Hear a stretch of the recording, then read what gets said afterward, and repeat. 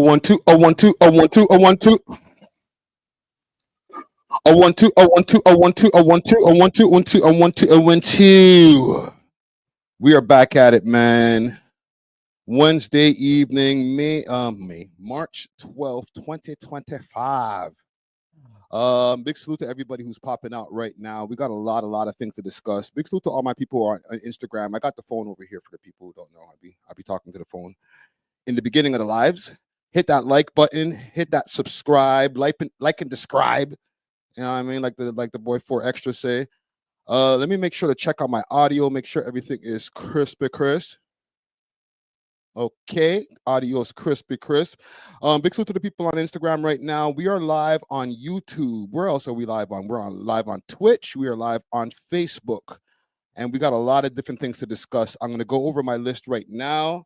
We're going to go over the Wack 100 versus Drake issue and the disrespect that he sent out towards Drake's mom. I'm going to address this deleted video and the What's the Dirt drama that's been going on. We'll definitely get into that, as well as the commentary that Curtis King had earlier on his live stream. We'll be definitely getting into that. Moula first. I have dropped a clip from the Moula first interview. I have a full 1 hour interview that's on the way. We're going to review the clip, and I'll give you all a little preview of some of the things that he spoke about in the full interview. So we'll definitely get to that. What else do we got here? Druski and Diddy. Yeesh. The whole Druski Diddy case and the responses that Druski's had so far. We'll get into that as well. Studio of Legends. That's the people that work with Sav 4X, 100 OTD, all of them brothers over there. They have been getting some problems on tour, and Studio of Legends has spoken out about the problems that they've been having on their Canadian tour right now. I definitely want to get into that. Godfrey versus Lord Jamar. We're bringing Lord Jamar up back on the network right now, up on this live stream. Godfrey finally addresses Lord Jamar and some of the things that Lord Jamar has been saying about him. Jess Hilarious might be out the door just now. Okay, she might be on the way out. Big salute to Laura LaRosen over there at the Breakfast Club. There's a lot of drama going on over there. As far as getting into our political stuff and maybe some of our civic duties, I want to address this Trump tariffs as well as the tariff return tariffs that we've been doing going on over here. We might be we're in a trade war right now, but I just want to, maybe get into a conversation if this trade war could maybe go into another kind of war. All right. Last but not least, police delete a podcast episode after praising Islam. All right. It gets pretty deep over here in Canada. So big salute to everybody out there who is tapping in right now. Comment gang strong. Let yourself be seen. For the people over here on Instagram, pop out youtube.com/welovehiphop network. I'm going to make sure to have a calm live, keep my rants to a minimum, only when necessary. So tap in. You know, the funny thing is I be saying that shit and it never really happens. Let's see who's in the building right here. Big salute to everybody in the building. Big salute to Papa Op, who was here from earlier. Big salute to OVO ZZ. Young Money in the building. Hex 96 in the building. Vondre in the building. Yaya Zorro in the building. Steph Fro in the building. Franklin Frazier in the building. Let me make sure to do some shares in the background as well. Just make sure that we get this out to as many people, and feel free to do the same. Hit that like button. It really helps with the algorithm. And, we're going to have a good live today, man. I'm going to do a quick share on Facebook, and then I'm going to do a couple shares on Twitter. While I'm doing that, I want to salute the sponsors. Big salute to Candy Cans and Diamond Club. Diamond Club is the carrier of Candy Cans. I got a can of that right over here. All right. Big salute to Candy Cans. They got delivery across Canada and same-day delivery in the GTA. If you go up on the website for the Diamond Club website, you're going to find edibles, pens, all types of different things that you need. Hit them up on their Instagram page, CandyCans_1, or you can find them on Diamond Club's Instagram. That's Diamond Club_Ontario. Use the code welovehiphop and get yourself a fat discount. You heard me? Also, if you want some of that blem, you got to hit up Steamin' Hot Grabber. Steamin' Hot Grabber has the hottest grabber in Toronto, and they deliver to y'all quick, fast, same day. You could also find them if you're for the people who are here in Toronto on the Jane Strip at George's Convenience. Hit them up on their Instagram page, Steamin' Hot Grabber. Use the code welovehiphop on the way out and get yourself a nice discount. You heard? Last but not least, I want to big up my people in Ottawa, and they are also the people who carry Only Loud. Okay, Only Loud has their own legacy blend, or they got their own blend as well as a bunch of different legacy blends under their umbrella. You can find them on Instagram. That's Only Loud Canada, and you can also find them on Snapchat, onlyloud.ca. Tell them the We Love Hip Hop Boy sent you, and they'll probably give you a discount too. You know what I mean? Gang, how y'all doing? We are out here. It's been an eventful week. I ain't gonna lie, it's been kind of crazy. But we'll get through it. We'll get through it. What should we address first? And if you guys have any topics, spam the chat, feel free. What I will do, we'll start off with this Drake stuff and get that out of the way as far as the disrespect that's been happening between Drake and Wack 100. For the people who don't remember, about a week ago or so, Wack 100, or not Wack 100, Adam was having an episode, that's Adam 22, on the No Jumper podcast with Brick Baby and Lush. And during that episode, Brick Baby revealed that Adam had a conversation with Drizzy Drake. In that conversation, Drake was asking about the USB, the content, and not what was on the USB, but what was Wack 100 planning to do with said things on the USB. So what ended up happening is Adam confronted Wack 100 on the Adam and Wack show over on the No Jumper platform, and Wack had some choice things to say. I said some things also last week. I'm not even gonna say I think. I know I called that nigga a rat because of the contents of that USB being just something that could be detrimental, even though it was all fake shit and props and all that type of stuff, right? Just having that USB and dangling it around, it doesn't necessarily mean that he's gonna run to the cops. But if you were to just put it up on the gram or, you know, put it up on YouTube, then authorities may get called on yourself as well, Wack. So I'm going to show y'all the piece of content where Wack actually responds to Drake and disrespects Drake's mother crazy. Let's go through it. Saying that you didn't actually say that about the hard drive. I'm just curious. What are your thoughts on Drake even reaching out to me with that? And his main question was just, I got the content. What was the plan? Like, was the idea that it was going to get handed over to law enforcement? I said my plan. And fuck his mama if he insinuating that. Fuck you, Drake, and your mama. If you insinuate, nah, fuck all that. Don't Them's just fighting words, bro. play with me, homie. I'm not Brick Baby, none of that. Pyro. I said right there, as a friend, right? The shit ain't went nowhere. So it still ain't went nowhere. In that clip, you say, I have so much respect for you, Drake. And then the first thing you say is, fuck your mom. Straight up, yeah. Whoever mama, whoever wanted, I don't give. I'm not Brick Baby. I'm not Brick Baby, bro. Don't play with me with no law enforcement shit. I ain't never mentioned no law enforcement. I ain't never insinuated I was gonna do that. My whole stance is get away from dude before he have you twisted. Drake didn't say. Yeah, but nigga. Here's the problem I have with this. If you wanted, you know, stay away from dude, why don't you just show him what's on the USB? Not even on the USB. Let's stop acting like this, like the stuff is on a USB, because it's just retarded to be like the USB. Nobody keeps anything on a USB anymore. Why don't you just show him the contents of what's on your phone, bro? In your gallery, in your what do we call this? The photo gallery of your phone. Because you know when you screen record somebody's content or when you screen record anything, this happens when I screen record Instagram lives and stuff. The video, after the screen record is done, goes straight into your photo bucket here, or your you see, you know what I'm talking about, the little photo thing there. It goes in there. So you got it in your phone. It got uploaded to a cloud. All you got to do is press share and send it over to Drizzy. Like, what are we talking about here? That could have been done in the beginning before making it into content for the fodder of all of us content creators, for something to have to get cleared up, for all this stuff that happened on Academics live stream. You could have just went directly to Drake and been like, yo, there's some things that are kind of concerning about this phone call that I had with one of your guys, actually 2 of your guys, and maybe I want to bring this to your attention. Rather than saying, you know what, yo, Drake, here's the content. I got the content. You might want to talk to me. Drizzy hasn't spoken to him from what we can see here because he spoke to Adam and didn't speak to Wack. Why is that? Why is that? Is it possible that maybe he just don't mess with Wack like that? I don't know what he said. If he said that, he just was floating it like, what was the plan? His mama. What was the plan? Dead homies. And nigga, if Drake mentioned something about whacking some police shit, that's my stance. If he didn't, then I guess I'm cool.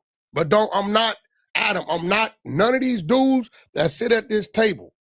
The closest thing to me is nephew. And you ain't gonna play with him with no police shit. Who's nephew? 4 extras. Oh. Right? I'm not these dudes, bro. I don't get high. I ain't none of that shit. So if he called you insinuating I was gonna turn him into the police when the content obviously says, Drake, this don't fit your brand. Dude is reckless. Get away from him before he have you pulled into some bullshit. And you take that I'm trying to turn him into the police. And if Drake said that, Wack is telling Drake fuck his mama. Jeez. Pyro. If he said that. Now you saying he said that. I was saying that he was just asking, what is the plan? So did he say that? Or are you putting that on there?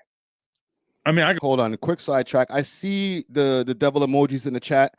We'll definitely be addressing the deleted video right after this segment here. You see how I'm going? I went straight to the West Coast, and then we're going to stay in the West Coast and then, take it back over here to the East. All right? And listen, for all the people who are deleted fans in here, if you all are expecting for me to spaz out and shit on your guy, sorry, that's not going to happen. You know what I'm saying? I fuck with his content. So if you're waiting for me to be like, yo, deleted, how could you put me in your video? No, I already spoke to him. But we'll get to that later.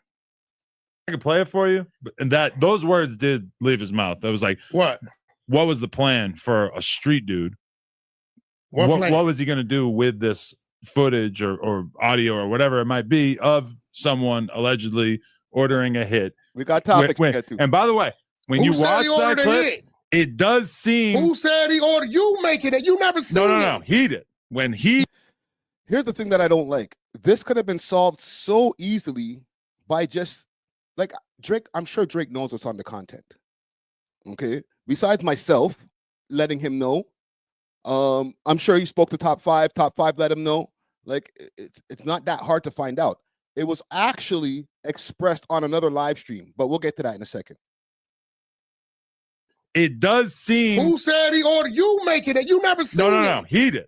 You ain't never seen it. When he was talking about it, he made it sound like he heard through the grapevine that was what the footage supposedly was. There's nothing on there with nobody ordering a hit. There's nothing on there saying Drake said shit. So what if you did come upon audio or video of Drake ordering a hit? What would you do with it? What if it came to me? Yeah. I'm going to go give it to his people. Okay. They're probably going to say, why'd you say his mom? Why didn't you do the same for this piece of content here? We're talking about this content like 6 months later almost now. And this shit is getting dragged out, B. We could have circumvented this whole process if you were like, yo, Drake, and I'm not going to pick up a USB. I got this on my phone. You might want to see this. But no, you made it into content so that we could all make it into content. We can't act like Wack doesn't know how to go viral. No, I said Drake's mama. If that nigga said I was gonna turn something into the post, hey, look, bro, y'all starstruck. He just another man that's an artist to me. That's it. I'm the same nigga when they hit his house for the 200. I'm the same nigga, Drake, that went and got your bag back. So if he getting on that with me, some police shit, then I'm gonna get on some disrespectful shit right back. I do feel bad. Telling me I'm gonna go to the police on him is half of me saying fuck his mama. He didn't say that. The man asked, what was he gonna do with the content? And I'll stand on saying, even if he doesn't go to police, because I don't think that Wack essentially, like, I guess if you go from the complete technical term of ratting, Wack is going to go to the police station and be like, I have some information that can get some people locked up. Okay? No matter what people say about Wack, I don't think that's him. He's not going to do that. But taunting content that can be inflammatory in any type of way, and let's say you showed said content, that in turn can cause cases. So it's essentially the same thing. If you have content that should be kept under, the fact that we've recorded we screen recorded a FaceTime in the first place is slimy. All right, let's get that part out the way. I have FaceTime conversations with people all the time. I never have the inclination, the instinct to say, you know what? Let me swipe down, or there's a feature to record the call. Like, for what? To be used later for what? Why am I recording calls? So I wouldn't do it. So when somebody is recording a call, you're either doing it for some kind of evidence or something that you can hold over somebody's head. Come on, man. No, either way, it doesn't come out for a good cause. You're not recording it for like the memories later on. Like, hey, remember when we had that phone call? That was so much fun. Okay, he suggested that. Yeah, like, stop playing with me, my nigga. What was the plan? Listen, was bro. the plan to give it to the police?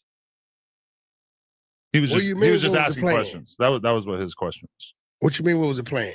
Like, what do you do in this situation? What who do? Like, why were you bringing it up? Were you bringing it up because you were thinking about Drake didn't say that because Drake know what was going on. You want me to just play it for you? No, he know what was going on. But if you want to talk about it, we can talk about it. Ask 40, Drake, weird ass nigga. You know what the fuck y'all was doing over there with your mans now?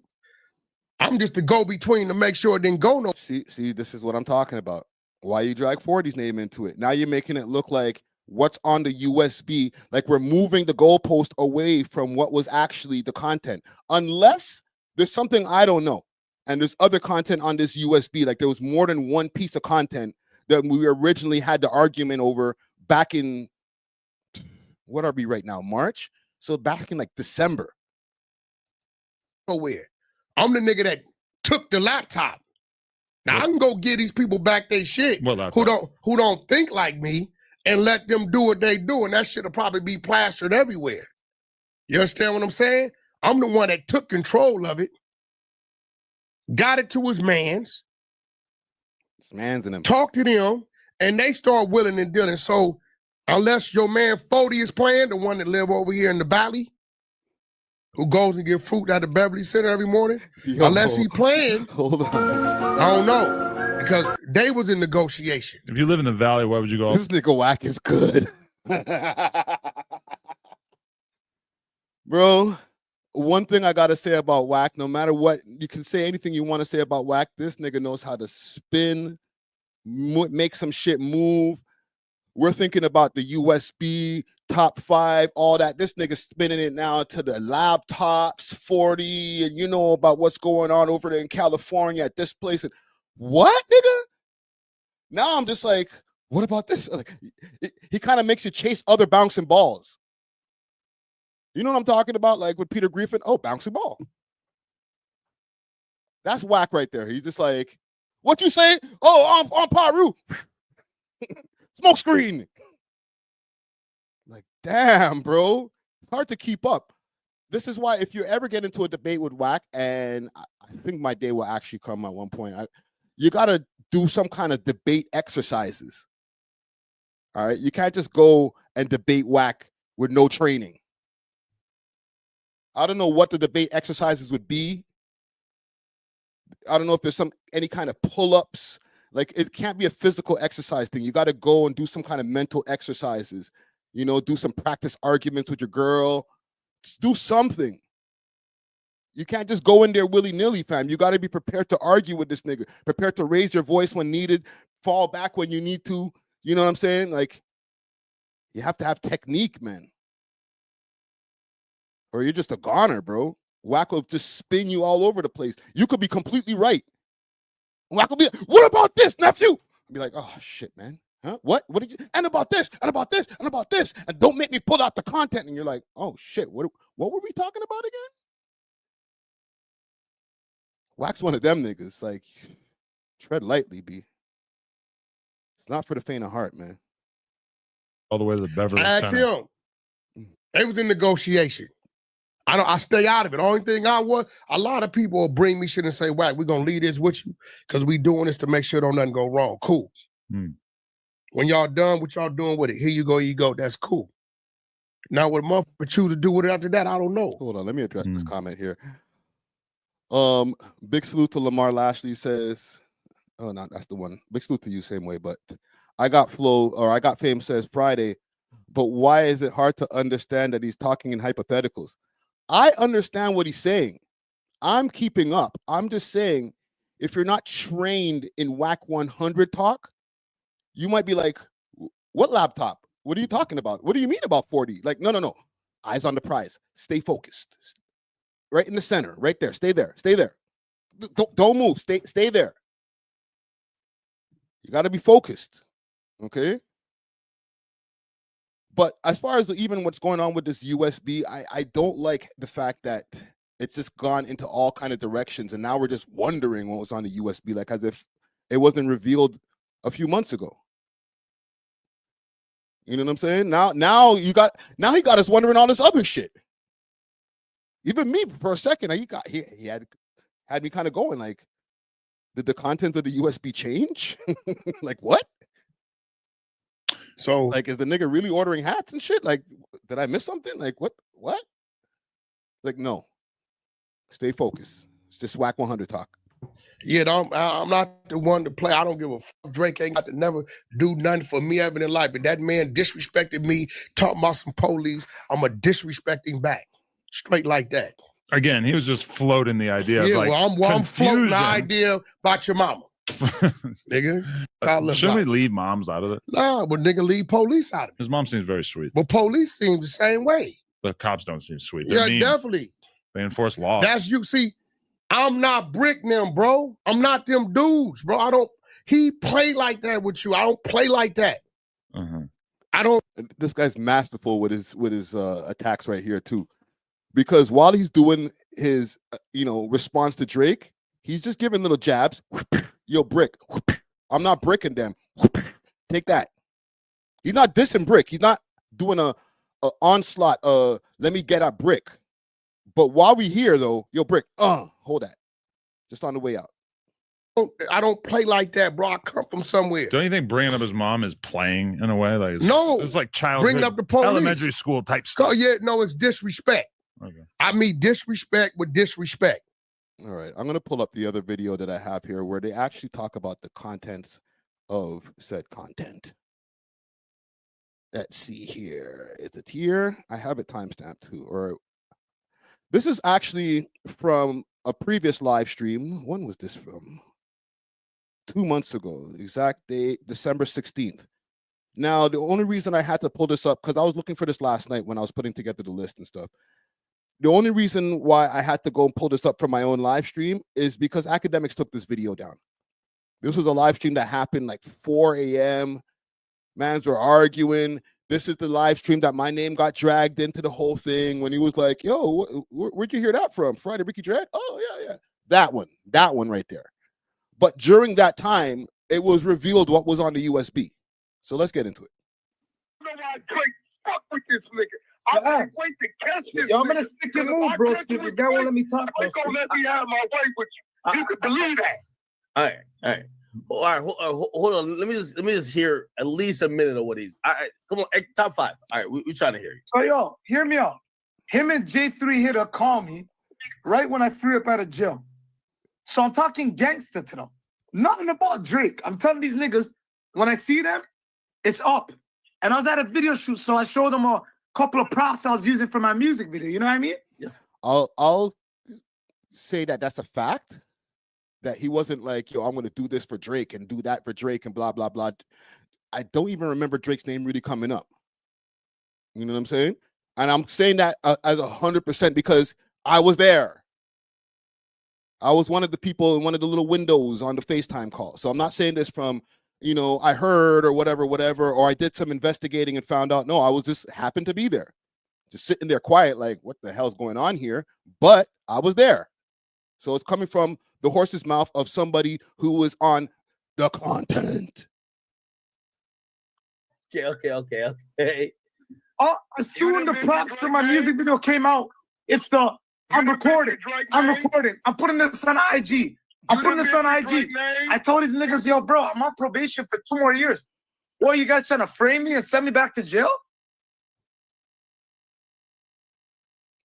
That basically, if you screen record somebody in a phone call, especially if it's a heated one, and you're like, you know, let me tape this, it's to frame them. Even if it's not for jail, it's to be like, listen, maybe, I don't know, let's put a let's do hypotheticals. Send me 50 racks or I'm putting this video out. Send me 100 racks or I'm putting this video out. Right? You know, oh, you about to get to another #1 spot, like you got a song that's out, it's bubbling right now. Yo, listen, man, you don't want to go back to jail. I'll put out this video. I'm just saying. We got to, you know, explore all the possibilities. I'm my way with you. You could believe that. All right. Hold on. Let me just hear at least a minute of what he's. Come on, top 5. All right, we trying to hear you. So yo, hear me out. Him and J3 hit a call me right when I threw up out of jail, brother. So I'm talking gangster to them. Nothing about Drake. I'm telling these niggas, when I see them, it's up. And I was at a video shoot, so I showed them a couple of props I was using for my music video. You know what I mean? Okay.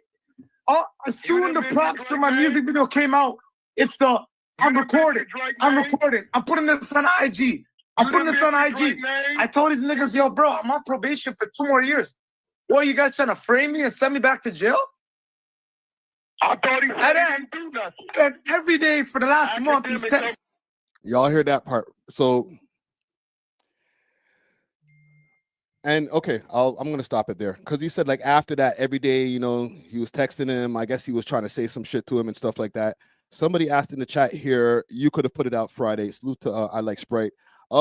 I couldn't have because I didn't screen record it. I didn't know that there was a recording of said phone call in existence until in December. And being it that it's March 12th today and we're still talking about it is crazy. So the reason I played that is just to give you guys a little bit of context because we're talking about this content like as if it's mysterious now. It's like what's on said content. Like, you know, even when I speak to people behind the scenes and I'm like, I don't know about that. Beyond, my bad. I don't know about that because the content kind of was revealed a long time ago. Yes, we hear it, but I'm on the mic now. Okay. Wack and Adam hasn't got to see what the content is. Wack hasn't showed him. He went and dangled the USB in front of his face, but he didn't show him when they stopped filming. He didn't pop it into his laptop and be like, yo, check this out. Unless they're both playing games with us and Adam actually knows what's on the USB, but he's acting like he don't know. So I'm just wanted to make sure that it's clear that it's not something else. It's not Drake ordering hats. And I'm not here to defend Drake or be some OVO lawyer or anything like that. I'm just facts is facts. You know what I'm saying? The content was already revealed. We don't have to wonder what's on the USB.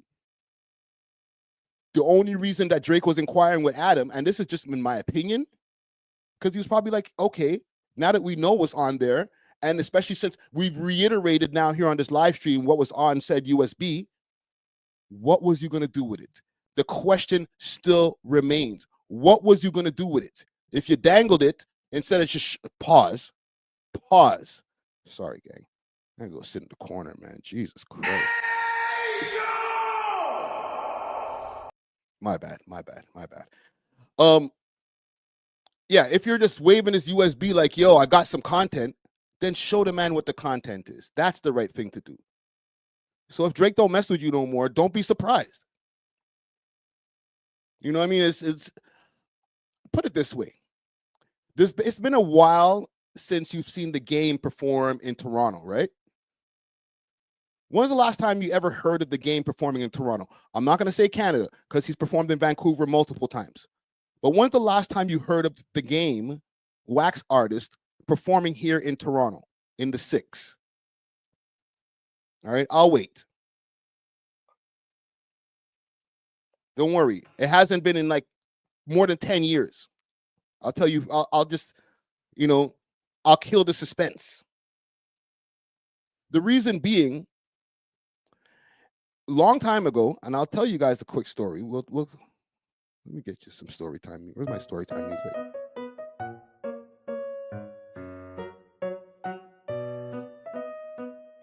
We love hip hop. So, once upon a time, The Game did a song with an artist by the name of JB, spelled letter J, letter B. For the people who are over here in Toronto, y'all know who JB is. He's a legend. You know what I'm saying? Representing Flemington Park. I got what you need. I got what you need. You know what? I could show you better than I could tell you. But these two gentlemen did a collabo. All right. JB, what you need? Tell me what you need. What you need. Tell me what you need. We'll play What You Need. That's his biggest tune. Come on. What is this? What You Need shit. Get out of here, Justin Bieber. We get into the real. Oh. I don't even care about a copyright, man. Let's go, man. Went past the copyright, man. Fuck. Stay on the grind and money stay on my mind. Always ready to flip like a grill.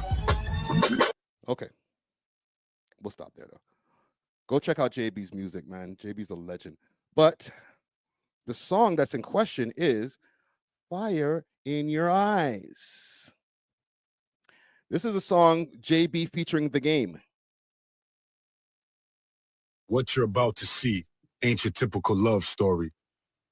Only deal with real G's, down for whatever, always ready to ride. I get a rush when I hold you in my hands. A powerful feeling most wouldn't understand. Even back in the day. Real Toronto hip hop right there. Let's go, man. The life out of you. I remember in 96 when we met, you got the best of me. I had an appetite for destruction. You had the recipe. Told me the last nigga you fuck with chose his destiny. One in the head, execution style. So I'm guessing he ain't. Sound familiar? Sound familiar, gang? So, what happened was, The Game did the feature on this album or on this song here, Fire in Your Eyes. This part of the video, as you can see, The Game is not in because he wanted to charge, and I'm probably going to make a mistake on the numbers because this is like 20-something years ago. He said, I need 30,000, or it could have been 60,000. I heard at one point it was 60,000, but I think that was cap. You wanted 30,000 for the video. All right. That wasn't happening. Actually, do I have this story here? What ended up happening is they didn't make the video, and all of a sudden, the same Fire in Your Eyes song with Game's verse appeared on one of Game's Black Wall Street mixtapes. Now, the only thing that was missing, and he had some of his Black Wall Street guys on the song. Okay, he kind of remixed it and added some more of his guys from the West Coast on there. Great. Okay, this is at the time when Toronto wasn't even getting any attention over there in the United States. Drake was not even a thought as far as like popularity or anything like that. All right, so you got to understand the time that we were in at this point, and even trying to get some attention on a world scale anyway was appreciated. So, you know, The Game reused the song. That's cool, but not cool. He reused the song on one of his mixtapes, added a couple of his Black Wall Street guys, but the only person who was missing on the song was JB. Where they do that at, man? What part of the game is that, man?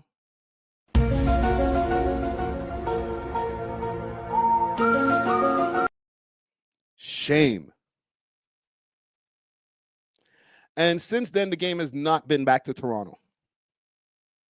This is JB back in the days, so he's a grown man now with kids and stuff like that. He's not in the streets like that going crazy. He's a grown-up. All right? But at them times, mans were in the streets. We're talking about a man from a name brand block. Them Flemo niggas don't play. So I don't care where you're from, and it's not a East Coast or Canada, West Coast shit. Anybody from anywhere. You play a man for that many bands, bro, and you take the man for this, take the song, and then you go put it on some other, on your own mixtape and erase the guys. Keep in mind, this wasn't the game featuring JB and JB got on the game song. No, the game invited him. Oh, this is where the 30 racks came from. That was the cost of the goddamn verse. My bad. The verse was 30 racks. So he did the verse for 30 racks, which is crazy, even back then. Keep in mind, this is like 20 years ago. So 30 racks 20 years ago, and they told me 60. But I was like, that sounds kind of crazy. 30, let's say 30 racks. Thank you, Vic. The game's been banned. It's just something that we don't talk about because he don't come here. So nobody's like, oh, I wonder what's going to happen. No, he just doesn't come here. He hasn't come here in, when the hell did this song come out? Let's pull this up again. When did this song come out? This upload is from 17 years ago, 2007. The song came out before then. The man hasn't been back to Toronto. Keep in mind, he's been to Vancouver, other places, but he won't dare touch foot on Toronto soil because of the moves that he made back then. Now, I don't know if Wack was his manager back then. We're not going to put it on Wack 100. But Wack's his manager now and has been his manager for mad years. So the relationship between the game, Toronto, and now Wack 100 has never been that cool. All right? The only person who actually brought it together a little bit was Drake, because Drake did the collabo with the game. But he did that song, he did the video over there in LA. He didn't bring the game over to Toronto. Remember that. He knows better than that. He knows the story too. Underground Nation, thank you for the donation. Said fair use, but Stu off L want to pack my push keys reaction. Yo, salute to you on your push keys reaction, man. You be in the mix with these Toronto rappers, bro. Holy. But yeah, man, I just wanted to put that out there, that the relationship between the game, Wack 100, their team or whatever, it might be cool to a degree, but there's a few other issues that maybe haven't been brought to the public, because guess what? There's not everybody who got a podcast who knows about this shit, man. I'm sorry. Niggas want to X me out of the game sometimes, but it's like, I'm sorry. I have the stories. I was there. You know that the camera on? You wasn't there. You goddamn right. I was there. So I know these things, man. Trust me. I'm not even, I heard, went. No. I was there. I remember when it was happening. Anywho, we'll move on. Salute to Drizzy Drake. And we'll leave it there. Let's address this deleted video. Let us address this deleted video. I want to send a salute to all parties involved. Okay. Even What's the Dirt, people been getting at What's the Dirt crazy since the Kendrick tweet. We can backtrack it all the way back to the Kendrick tweet when things started to go left for him. Okay. And that was the tweet when he was saying something about Kendrick abusing his girl, and there's proof that he abused his girl. Shit went left from there. Okay. I knew that it was going left from there because when I did an interview with him that happened a couple of weeks before that tweet, When I actually finally released it, the like to dislike ratio was insane. I'm talking about, I think I had a 49% like ratio on that video, which I had never seen before. So from there, I started to see that, okay, the audience isn't feeling that like that right now, bro. That tweet kind of pissed people off. And, you know, time went on and he continued to have back and forth with other content creators. I've spoken to him behind the scenes as well. I've spoken to all parties involved behind the scenes, okay, just to let y'all know. I'm not here beefing with anybody. You're not going to, you know, don't screen record, no incoming rant. It's not happening, all right? But what I did do is avoid speaking about it because I mess with all parties involved. Okay, once I seen the videos that were coming out with him and what's the brother's name? KB Goes Live. I watch all of these people's channels, by the way, too. It's not even on, I just started watching them now. I've been watching their shit. Okay, I think it's KB Goes Live. He was beefing with him and Deleted and thought that they were the same person, and you know, he was trying to get a voice expert or some shit, and I was just like, this is a little bit too crazy. You know, when you want to just kind of like crawl up into like a shell, like this. I'm not involved. That was me, right? I was just like, this is just insane. So I also want to give a salute to the company man, aka Justin Hunt. That's my brother right there, man. He's been very, very generous to myself as well as other people in this game, you know, by bringing us together, as well as just me, myself, introducing me to different things, giving me advice behind the scenes. He's been very influential to me over the last few years, or last year or so. Okay, so, post this battle, everybody has gotten to connect in a better way, and some in worse ways. You know what I'm saying? But as far as like when it came to what's going on with What's the Dirt, I feel like when it came to the battle, things got a little bit too personal. Okay. When you're and this is gonna, you know, he's probably gonna see this. He might be in the chat right now. But when you do different things like what I'm doing right now, I'm doing a live stream. So I could talk shit. I might piss off somebody tomorrow, but guess what? I'm going to do my podcast this weekend. I'll address it then. If I piss off somebody in my podcast episode, then I'll address it on the live stream a few days later. I'm a talking head. I can talk, tweet, go back and forth all day long. It's what I do. It actually brings my channel traction, good or bad. But when you do documentaries, your job is to do documentaries, do the research for whatever piece that's out there. No, don't take anything personal in the documentary piece that you're doing. I do documentaries too. When I did the one on Bruce MacArthur, the Santa Claus killer, I wasn't like, man, I have, you know, Bruce, they really, you know, I have a personal opinion on this. Nah, bro, I'm doing the research. The nigga killed a whole bunch of people wearing a Santa Claus suit. End of story. Goodbye. You know what I'm saying? If I have an opinion, it may be if people are like, you got this wrong, you might have got this wrong, then I'll address it in a live stream later on or a podcast episode like, my bad, I got these parts of, or these details wrong in my documentary. That's it. Next. But if you're just a documentarian, you got to stick to that. Because going back and forth with people who specialize in speaking on microphones, rather than, you know, having to do research and have pre-prepared content. Like, somebody could debate me right now, jump on the stream, and we can go back and forth. I'm ready. I don't have to do my research. I don't have to go and get my prepared points. Nothing like that. We could spar. That's just how content creators do. So when you get in the mud, or I won't even say the mud because these niggas is doing their thing. When you get in back and forth with other content creators, you're never going to win. You have to deal with people who know how to speak, even if they're wrong, which in a lot of these cases they ain't. But you got to deal with people who know how to go back and forth, and you have to deal with their audience on top of that. You can't win.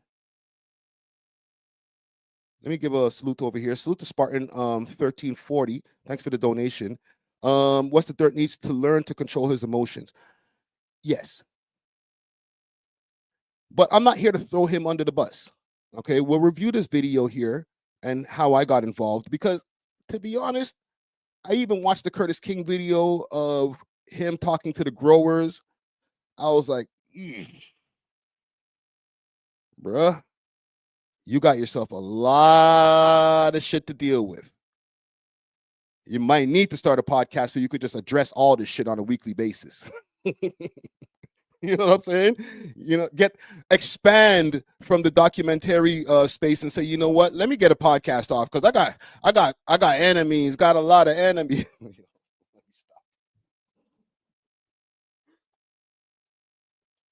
Gang, I promise I'll grow up one day, man. One day, maybe when I'm 60.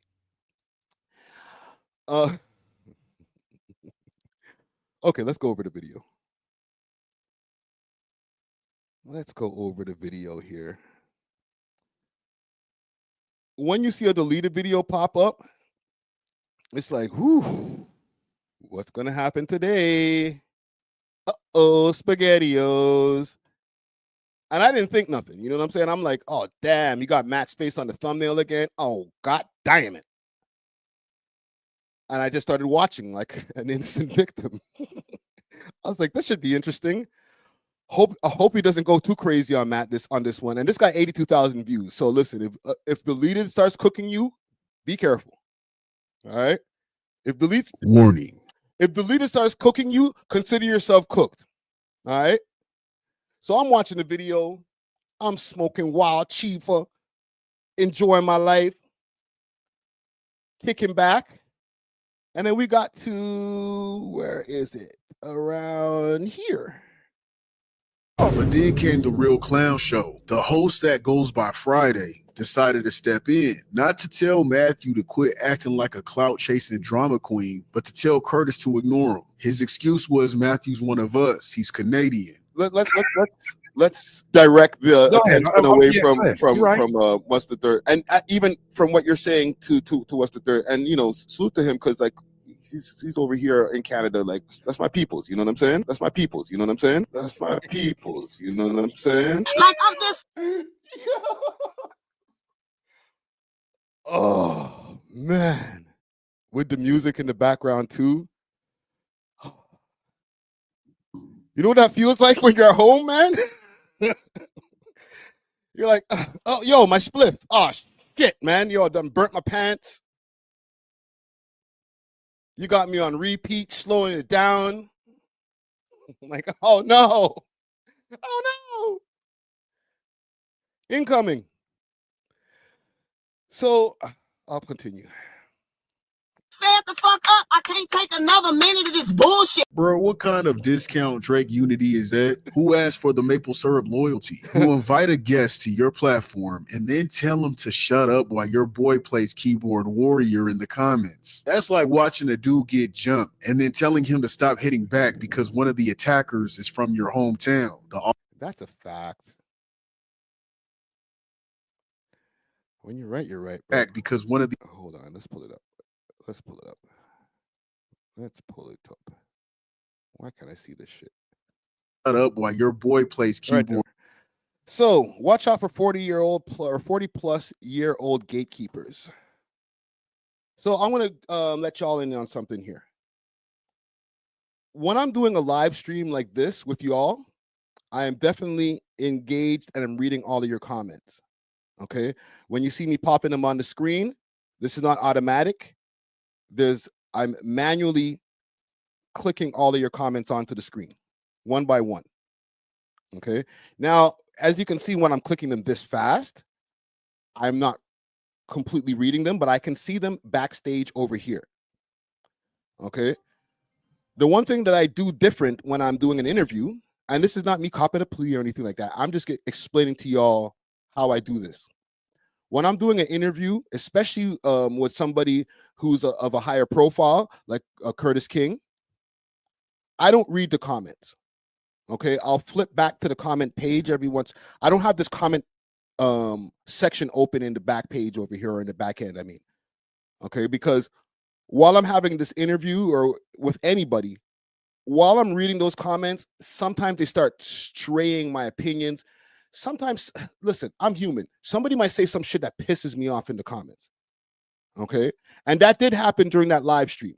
There was a point in time where I'm not going to name this person's name, but he jumped in the comments and I spazzed out too.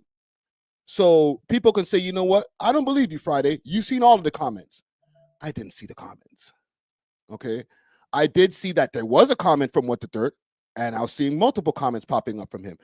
But when I did open back that screen, what I would just do is put them on screen, put them on screen, put them on screen, put them on screen, and then keep it moving.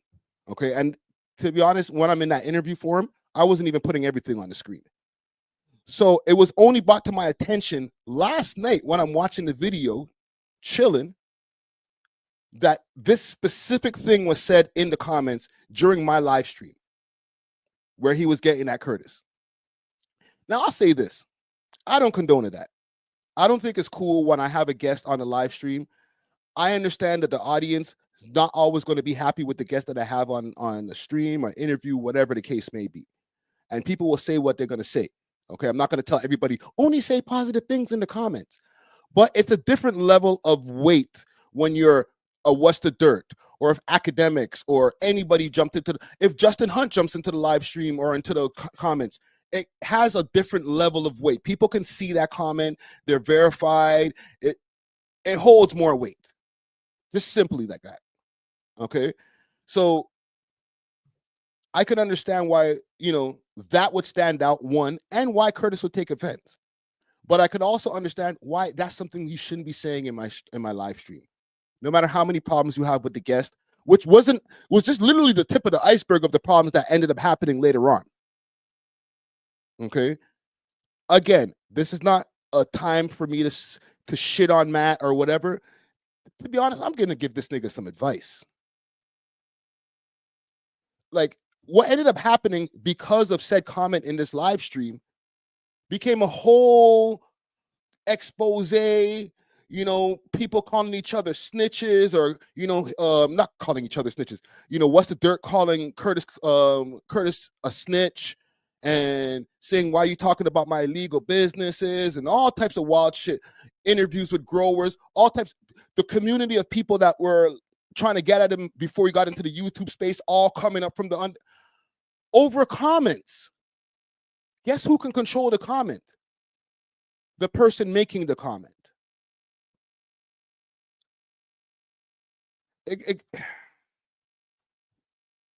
It's wild, bro. Because it goes full circle to what I was saying before. Content creators have to find their space of what they do.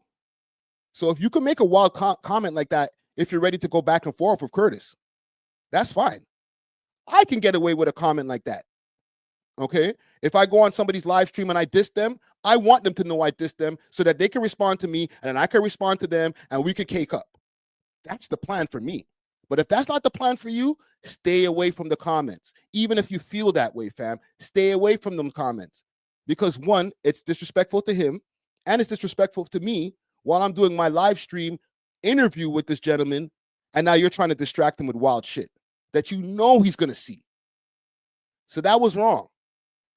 As far as with Curtis and what he was saying on his stream afterwards, and you know what, let me continue this video because I don't want to get too sidetracked. But I want to make sure that I thoroughly address this before I move on to my next topic and not just treat this like it's some little, shitty little topic that doesn't really need addressing. This is important shit, okay? Because it's not only the content itself. These are real people that I consider my brothers, and I appreciate the brotherhood and the camaraderie that we have. So for that to get messed up in any kind of way because everybody's beefing or because of the wrongdoings of any parties involved, like, nah, bro. Nah, B.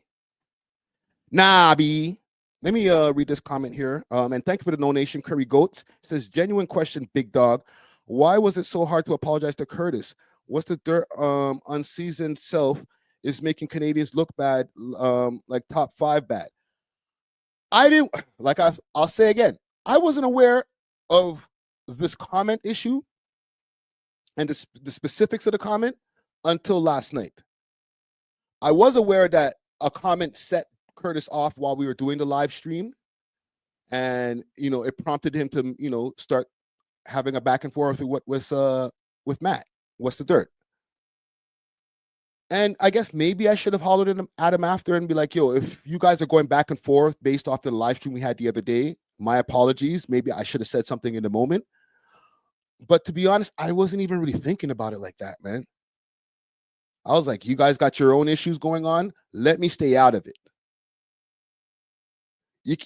I can't be mediator for everything, but maybe I should be picking and choosing what I should try to help mediate in. Okay. The fact that he came at Curtis in the first place like that signified to me that these guys had their own issues. They've made, he's made videos on What's the Dirt before. So I'm sure they had their own issues prior to this. These issues just got exacerbated through my live stream that day. All right. So I can understand where I can take some responsibility for that. And I will. I'm not running away from the responsibility. But I wasn't really thinking about it in the time. You know what I'm saying? I make the content, I clip it up. I think about it for a few days while I'm sharing it and stuff like that. And then I move on to other shit. You know what I'm saying? K-Money, Moula first. Everybody's going crazy out here. I really move on. Real facts. But let's continue this video here. Warrior in the comments. That's like watching a dude get jumped and then telling him to stop hitting back because one of the attackers is from your hometown. The off-brand Canada dry logic is wild. That's not just unprofessional, that gives groupie energy. This is how you lose future guests to your platform. Letting Matthew fuck up your bag just because you guys are Canadian is a dumbass analogy. And I'm only bringing up Canadian logic because Friday did. He said Matthew's one of us. He's over here in Canada, like, that's my peoples, you know what I'm saying? What does Matthew's Britney Spears loving ass have to do with him being from Canada? How does that suddenly give him a pass to talk reckless to Curtis, but Curtis is the one that needs to chill? It really doesn't give him a pass, right? And listen, I'm not going to be like, well, it's because, no, he's right. He's right. As far as him saying, me saying that he's my peoples, it's not a Canadian thing. It's because of the amount of conversations we've had behind the scenes. He's helped me with ideas for content in the past and stuff like that. So I'm not going to turn around and be like, well, people are jumping on you because of your mistakes. Fuck you too. I'm going to tell you you're wrong. And I've told him behind the scenes for certain things like, yeah, maybe you should have stayed away from that. Maybe that wasn't the right thing to say. Okay. But he's a grown ass man. I'm not going to continuously be like, bro, seen you were on the internet the other day. You know what? You're wrong. But he was wrong in that time and moment when he was on a live stream, like I just mentioned, to be saying anything to any of my guests. That was wrong. You know what I'm saying? And the thing is, I like Curtis, man. Curtis is a great content creator. From what I see, from the things that the way he speaks, and the way he speaks about his content and the things that he talks about, he seems like a great person too.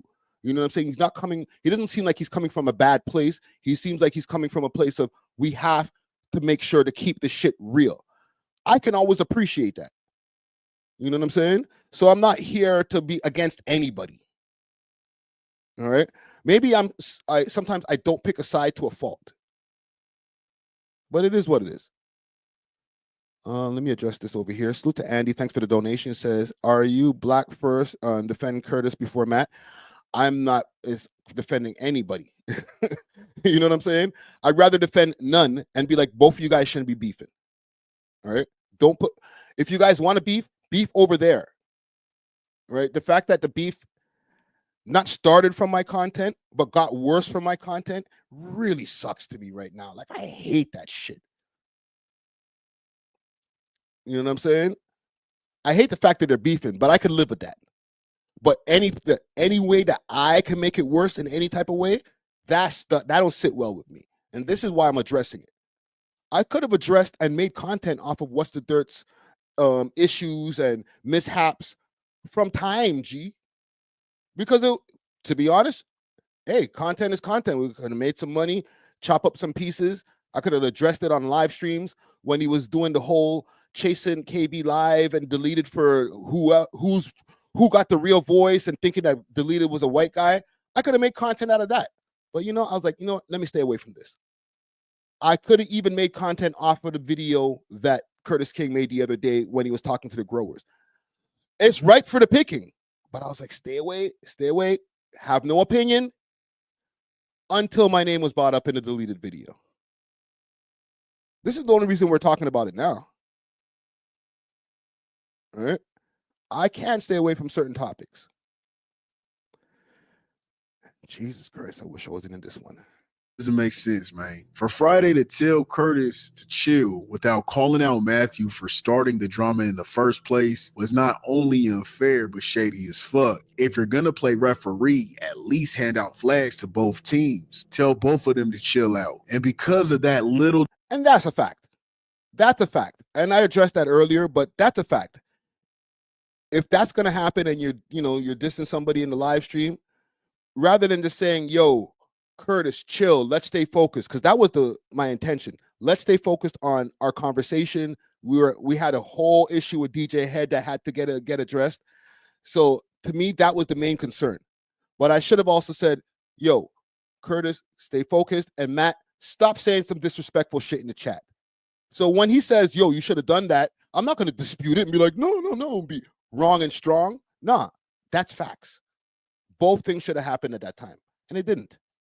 Display of body. For that part, I apologize. Okay? Shit, man. I feel like sometimes people think it's pussy to apologize. If you did some wrong shit, then just apologize for it and keep it moving. The situation snowballed into an endless chain of reactions. Literally snowballed. And we'll come back to this Easter egg of a joke later. Because Matthew couldn't stop stirring the pot with every YouTuber he crossed paths with, people who knew him from back in the day started sliding into our DMs with some seriously wild stories about who he was before the whole YouTube fame. And just like every other sketchy influencer with a skeleton closet, his past came knocking loud as hell. I'm that white guy. I mean, it was going crazy. Okay.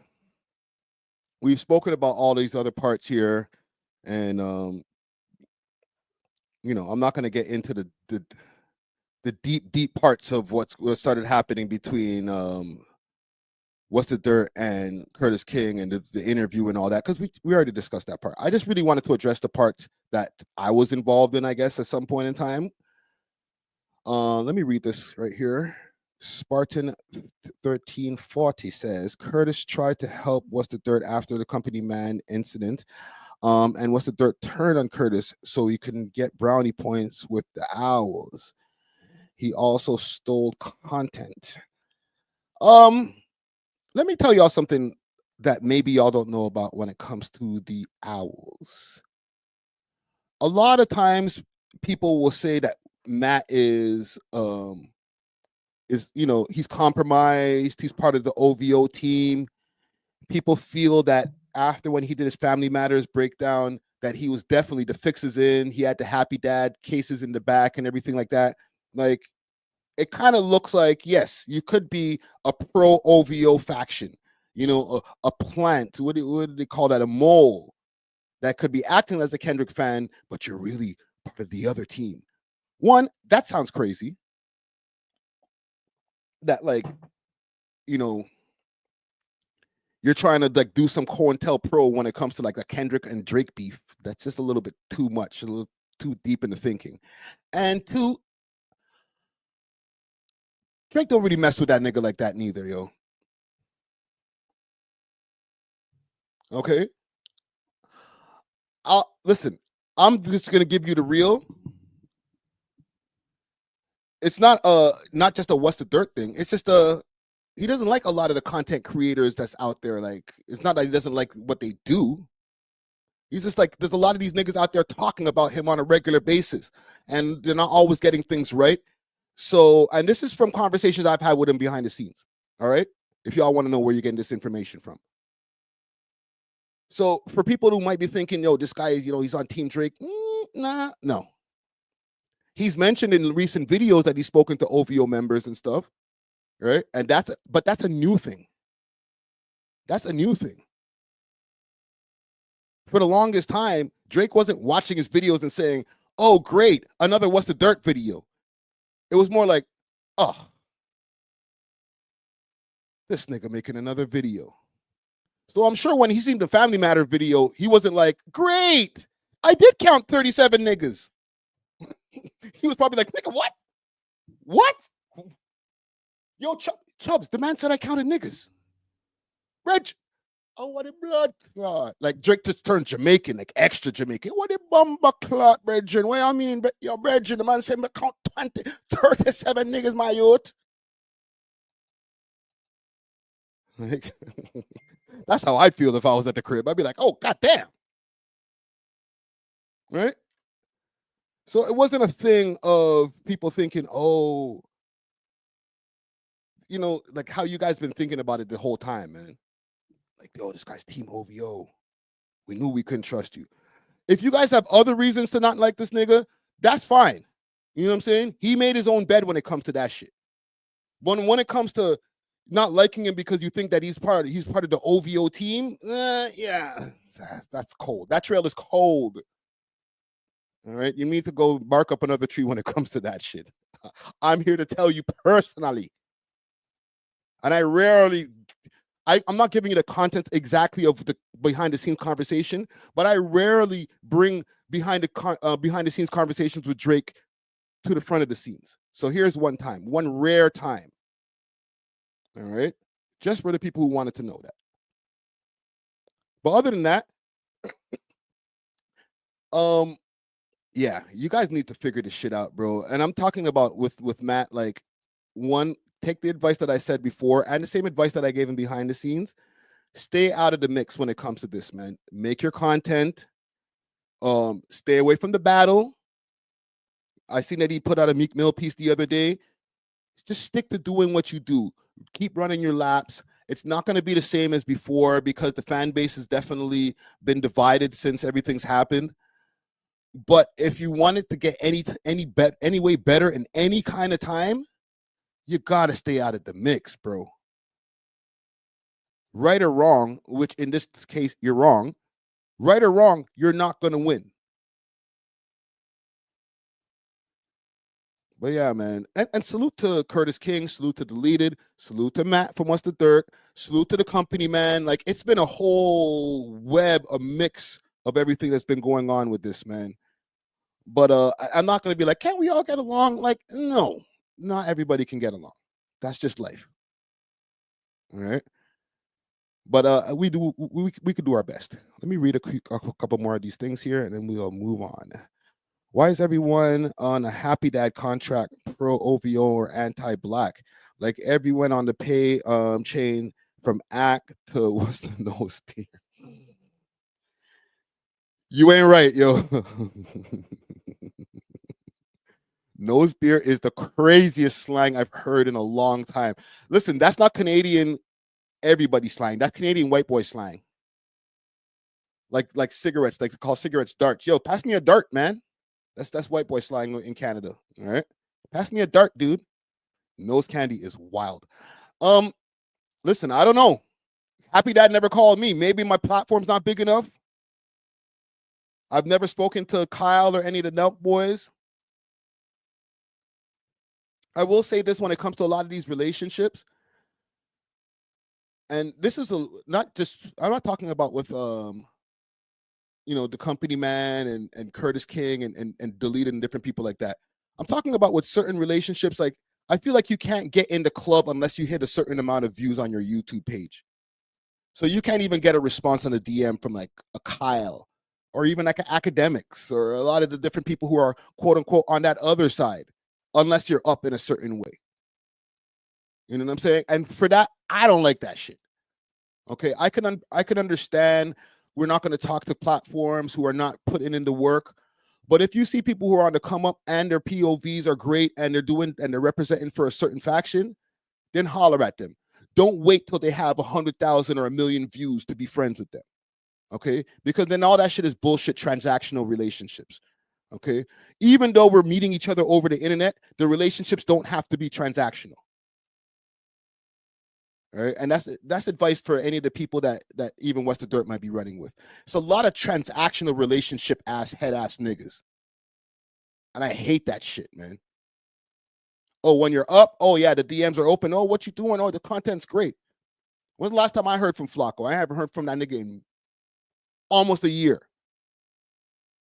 Right? That shit ain't right. And I told y'all in 2025, I'll just call niggas out. I don't give a fuck. Just did it right there. Fix up, y'all. Stop that transactional relationship bullshit, man. Laughing my ass off. Friday, you're all doing is confirming us that Drake watched What's the Dirt's breakdown in the sentence. This is not from the. Oh, my bad. And Charlotte, salute to you. This is not from his. This is pre-Family Matters. Oh, just to let you know. This was like before the Family Matters video that I had that conversation with him. The Family Matters video, I didn't speak to him about that, but I'm sure he was probably like, oh, shit, 37 of them? Damn. And then he probably thinking to himself, did I say nigga 37 times for real? Now I got to count. And if he really did that, that's crazy. Yeah. Anyhow, like I said, salute to all parties involved, man. We all out here in this YouTube space just trying to get our bread. Let me address some of these comments and let's move on. Let us move on. Big salute to everybody out here. Meek Mill is an op of Drake. So it probably was a video that skewed in Drake's favor, like the J. Cole. No, it was the let me put that comment back on the screen. It was the video on what was the one before Family Matters? 616 in LA. It was that video. Nigga saw that video and he was like, oh, hell nah. Ain't that nigga Canadian? He was pissed. Pissed off Rick Ross. I see a donation here I got to address. Salute to Ace. Thanks for the donation. Yo, chat, drop the thumbs on the stream. Yeah, thumbs up, man. You know what I'm saying? I told y'all there wouldn't be no rants today. I was watching Curtis King's stream earlier, and he was like, Friday better not get on this rant, on this live stream at 6 p.m. and start getting on his rant shit. Like, nah. I'm chilling, man. I'm chilling. Spartan 1340. Thank you again for the donation. He says, not saying What's the Dirt needs to pick a side. I'm saying he's looking for validation whenever he can find it. I don't give a fuck what side anyone on. Yeah. Listen, it's not easy to find yourself in this YouTube space. I've been here for 8 years. You know what I'm saying? I know what I'm here for. Okay. In the end of the day, this is all just extra. This is bonus to me. To have these conversations with Justin Hunt or with Curtis King or with DJ Head or anybody, that's bonus shit to me. I've been here representing for the Canadian culture from time. All right. When it comes to Canadian rappers, Toronto rappers, that's what I'm here for. Drake is the Toronto rapper. No matter how much of a world international artist he is, he's from here. So when it comes to maybe some of the intricacies of what's going on with Drizzy, yeah, this is what I'm here for. But other than that, that's a small thing, a small role in comparison to what my main mission is. Drake is good already. He already became the most famous rapper in the world. My responsibility is not to him or to defend anything that he's got to say or any of his actions. My responsibility is to the artists that I interview on a weekly basis. I do a multitude of things when I'm doing when I get on these microphones. All right, I'm live streaming right now at the moment. I just finished the interview last night with Moula first or yesterday afternoon. I'm probably going to do another interview sometime in the next few days. I link up with my brethren on a weekly basis and we talk about weekly topics. I got a multitude of content hats. All right, so I don't know. I can't just focus on one thing, man. I got to make sure that in the end of the day, this catalog gets to the next level so that all the people that are on the catalog get to shine. All right. I got interviews that are sitting there in the tuck that are a lot of people's first interviews that as they've progressed in the music scene, people have been able to tap back and go watch their interview and be like, oh shit, that's Smiley's first interview. Oh shit, that's Lioness Kerr, who's getting some attention right now. That's her first interview. I just had an interview with Layla Day, Taylor G, and Double M for the ladies out there. You know what I'm saying? Like, these are content pieces that I need people to find in the future when the channel is doing millions of views.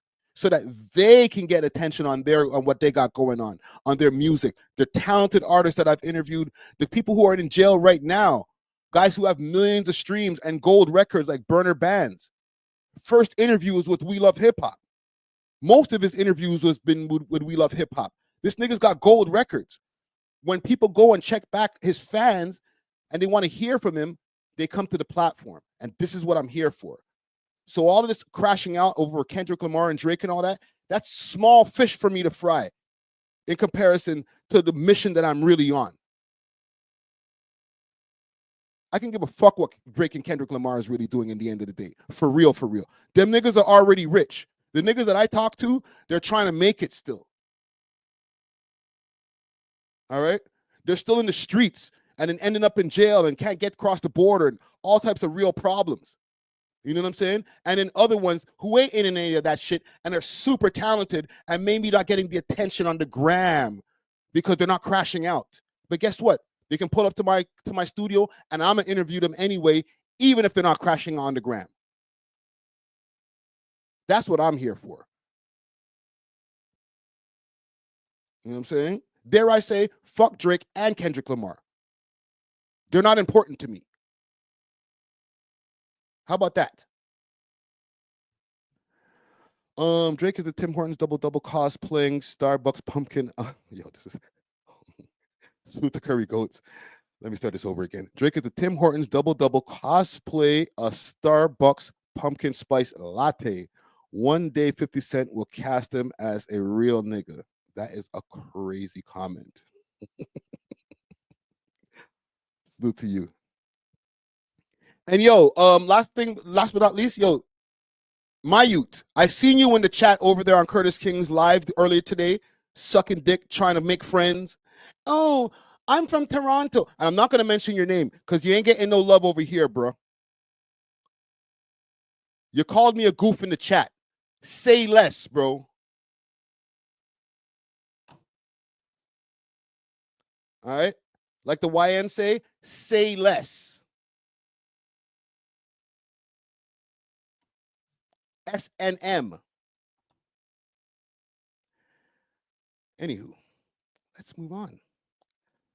Moula first. Moula the first. I have the Moula first interview in the tuck right now. It's uploaded. He came back. He just got out of jail, let's say about 5 days ago. And he locked in yesterday. I was supposed to do the interview on Monday, to be honest. However, I'll tell y'all the truth, just to be transparent with y'all. I had the craziest toothache, yo. I was out of commission. I couldn't move. I couldn't speak. So I was like, bruh, I don't know if we can do it today. Maybe we could do it another day. But we got it done. He came in. I put out a clip earlier. And let me see if I could pull up the clip. The clip was a little bit crazy. Pray for my furniture, y'all. Pray for my furniture. Let's see. It's probably my history. Moula first. Here we go. We love hip hop. I want to get to some stuff that's a little bit sticky territory right here, right? Because I had Twy in here the other day. Twee? I had Twy in here the other day. Twee. And he pulled up some works, some paperworks. He pulled up what? Well, did you see anything with me saying? By the way, if y'all are like, yo, Friday, you're wearing the exact same thing from yesterday. Yes, I am. All right, brand my shit. Name? No. Did you see me take the stand? No. Is there any statements of a stand there? Like, oh yeah, that did anything? These is stupid as. Okay. First of all, you talk about affidavit, all this dumb shit. Okay, when you're the baby father is in there for fucking 2 sticks. That has nothing to do with me. Niggas facing fucking 15, 16 years. Like, what the fuck? What does that have to do with me? And for the people who are like kind of out of the loop of the story here, Moula first he was recently arrested for an assault. Okay, I don't want to say DV or domestic abuse or whatever, but he was arrested for an assault, and he recently came home. He was talking about the conditions in there and everything like that. But there's been a whole back and forth that's been going on with him and an artist named Twy, otherwise known as Twy 902. Twy's had a bunch of different hits out here, but yeah, those guys started going back and forth. It stems from an incident that happened last year. I'm just giving you all the elevator explanation. It stems from an incident that happened last year where Twy and his bro allegedly ran up in a place where Moula first was chilling out with Twy's sister and Moula first's girlfriend at the time. An altercation happened. A knife was I won't say pulled, but a knife was in the room or the vicinity. Moula first cut his hand. There's a video of Moula first going down the staircase with just his boxers on, getting slumped onto the couch in the lobby of the building. It was a whole crazy drama. All right. There was a video moving around also of Moula first in the apartment at the time, and nobody was really speaking about it until it just got into the open. Okay. Since then, Moula has come onto the podcast, explained his side of the story. He's called Twy a bunch of rats and all types of shit. Twy has also pulled up on the podcast. Y'all can go check out those episodes. He pulled up. He called Moula an informant as well. He said that he's got paperwork with Moula with a restraining order against him. It's a whole mess. So when Moula got arrested, and I'll pull up the arrest quick fast. When Moula got arrested, I didn't expect for him to be home so quickly. But, you know, keep in mind, it's just an assault. It wasn't like he was out there in the street shooting off the gun and shit. And two, I really didn't expect him to pull up on the podcast that quickly. Let me go in my history here because I did have the news report. Here it is. Police searching for a man in connection with an assault investigation. 30-year-old Javon Smith is accused of assaulting an individual or person on February 10th in the Pape and Danforth Avenue area. He's facing several charges, including assault by choking, and failing to comply with an undertaking. Smith is described as 5'11" with a thin build and short black hair. Anyone with information is asked to contact police. Okay, so that was the video that was going out on him at the time. So yeah, he came home, and this was what? How many days ago was this? Let me double check this. Police searching. This was 2 weeks ago. So he came home last week, and now he's on the podcast again. Think the shit that means that holds that big of a weight? Are you stupid? This little idiot's out, isn't he? Yeah. Okay, so what? The nigga was beside you. He has real paperwork. You can't candy me. You candy me. You see sticks. You see sticks. You see guns when you candy me. Okay? You don't see me ratting, snitching on people. You don't see me doing that. But you can lead that nigga. You see his paper. Niggas gotta clear up their name. That's what niggas even on the range even told me. Niggas gotta clear up their name before they come talk to me. That nigga would not survive where I just came from. Okay? Not survive. So I'm gonna go for it just to where it gets a little bit sticky. And I just want to address a couple of things here because it got disrespectful. Sticks get ran up. I don't know you niggas. I never know you niggas before this. I don't give a fuck about y'all. Y'all niggas know me. I have the clout. I have it and I still have it. Niggas thought what? I'm here. Fool. You can't make a mark like me. Look what I do. I'm a guy. Niggas try to set me up. Make the news. Niggas try, news. Jail. Niggas try do good in jail. Can't face me. Miserable. Pissed. What up? Now I'm back out here selling fucking these. What's up? Hold on a second. I got to address this comment. Dropping Science Podcast. Salute to you, brother. It says, why you keep putting this guy on? Are you not entertained? Can't even talk to me. So you can sit here like, oh, Jesus Murphy, like something happened. Nothing happened. Nothing happened. It's common shit. Oh, yeah, whatever. Niggas is fucking waste. Niggas have no clout, so they don't like working hard. So they want to try to come and try to take something from you. I don't notice these people. The only reason why people know them is because of me. It's bum shit. So that's that on that. Okay. Sister loves me. So you never heard nothing from her. Is it safe to say y'all are still together? I'm not saying any. Salute to Team Real Estate 24/7 with the rag right there. Yeah, I had to ask the question if he's still with Shorty. He's not going to answer that. Business on here, okay? That's personal. I want to be fair. You know what I mean? Mm-hmm. But we have a very common respect with one another. Big chill. If Twy wants to call in, I'm down. All right. If he's seeing this, any of his people watching this right now, tell him call in or tell him to send me a text message, and I'll send him the link. You could join the chat, or you can join right now. And the thing that he's doing is wrong. Bad brother. Okay, he doesn't get it. You don't get it either. He already killed his sister. Regent flag on the play. I gotta chill on it, and I did tell him to chill, but that's egregious, bro. Okay, no matter how many guests that I have over there, and I let the guests get their shit off, and then people are like, "Yo, push back more Friday." You have to pick and choose your pushback points. Pause. Okay, but that's egregious, bro. Right? R.I.P. to Regis Kochiski Paquette. Their family went through a lot, so this is in no way to disrespect their family. Twy is able to come through a few weeks ago and get his shit off, and they called him all different types of shit, Captain Underpants and all types of shit. I'm gonna let y'all niggas get your shit off. Y'all figure it out on your own. You know what I'm saying? But that right there, I gotta put a flag on the play. That was egregious, bro. This Regis Paquette. Okay, Korchinski. Those are wild allegations. Hey, I don't give a fuck. Go on SIU, nigga. The fuck you mean? He's doing the same kind of shit, provoking people. If you don't provoke people, you won't have to do that. Okay?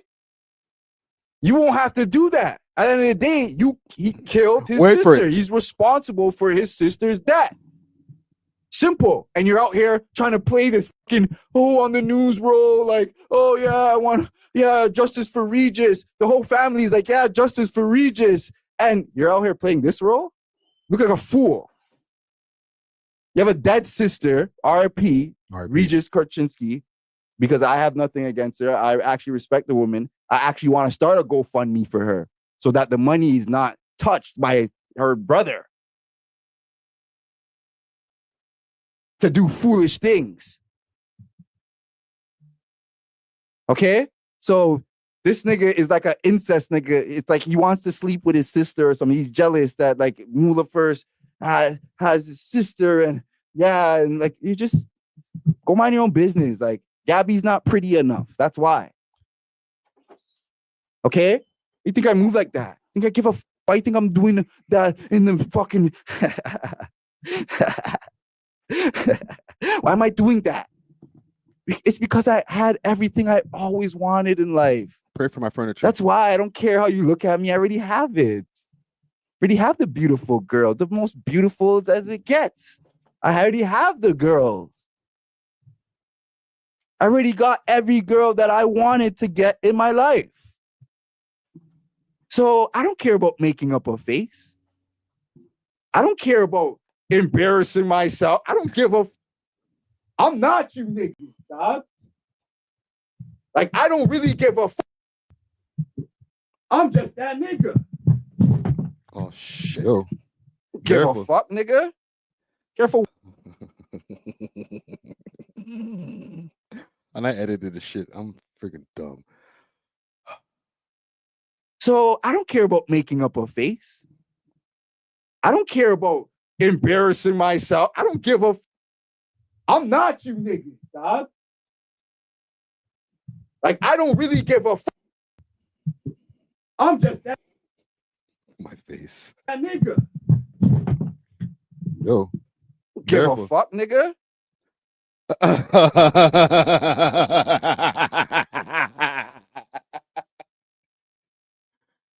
Blink twice, Friday. Are you okay?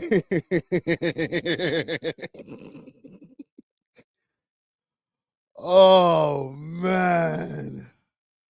I'm fine, gang. It's all good, man. I'm not afraid. I'm calm. My heart rate is regular.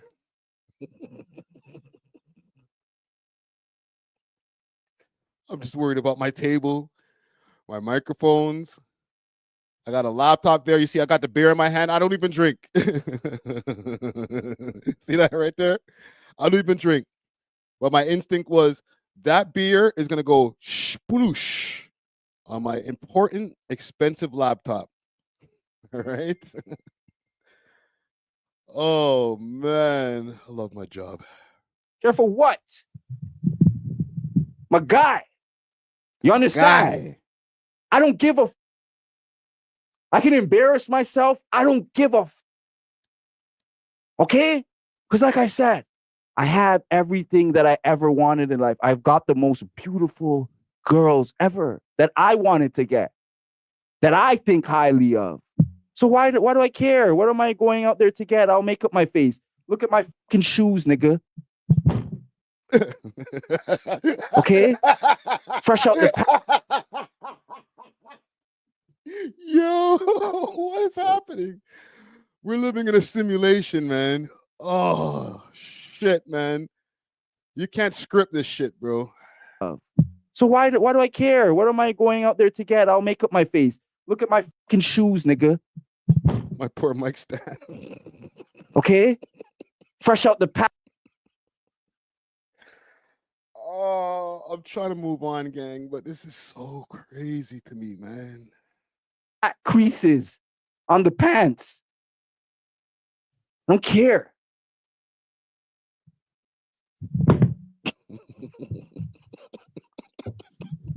Let's get you situated over here.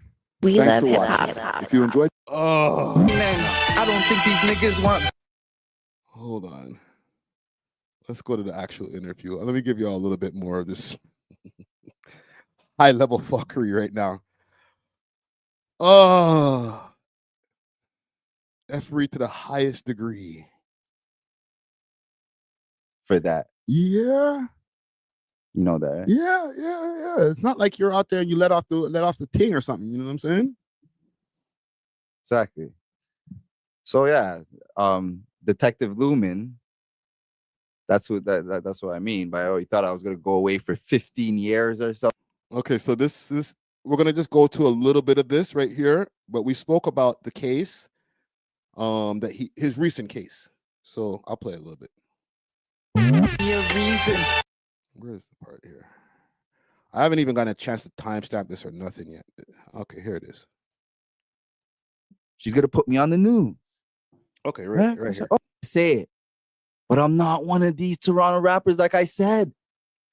I ain't one of these guys. So yeah, you thought I was a goner, but no.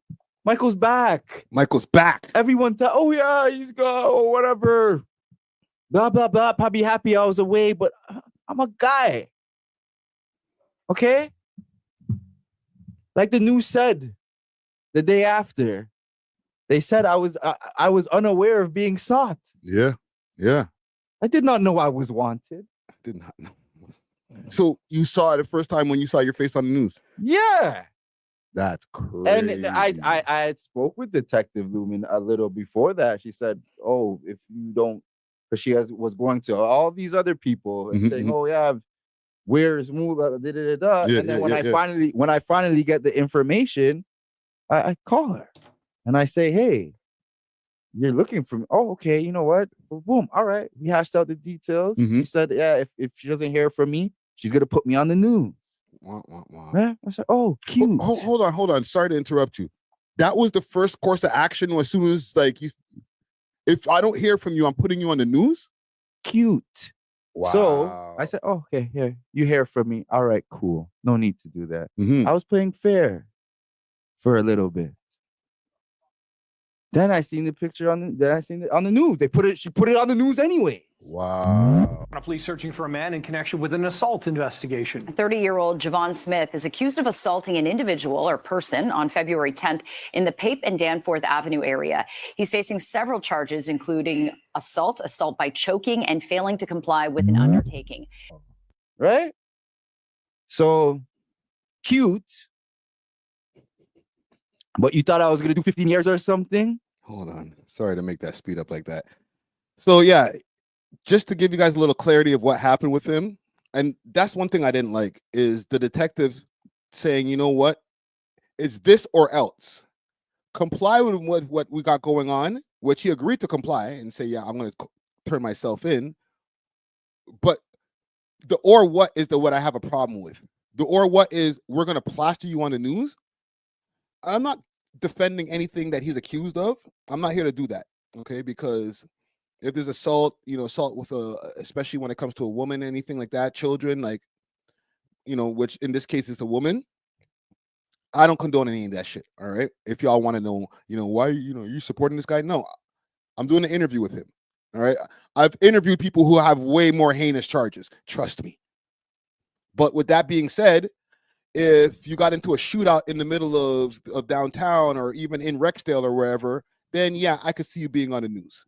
If you're on the run for a couple of bodies, like a multitude of artists that have been on the platform, then yeah, I can see you being on the news. You get into an issue with your girl and some DV happens, even though it's wrong. I don't know. I don't understand why that could be on the news. With all due respect to Moula First, he's a popular rapper when it comes to our Toronto scene, but on a grand scale of things, like literally the news is putting people on to people who didn't know Moula First in the first place. And at the same time, they're trying to feed their younger demographic. Like, hey, we up on Toronto rappers. We even know their names and we know how to spell them right. Like, y'all ain't low, man.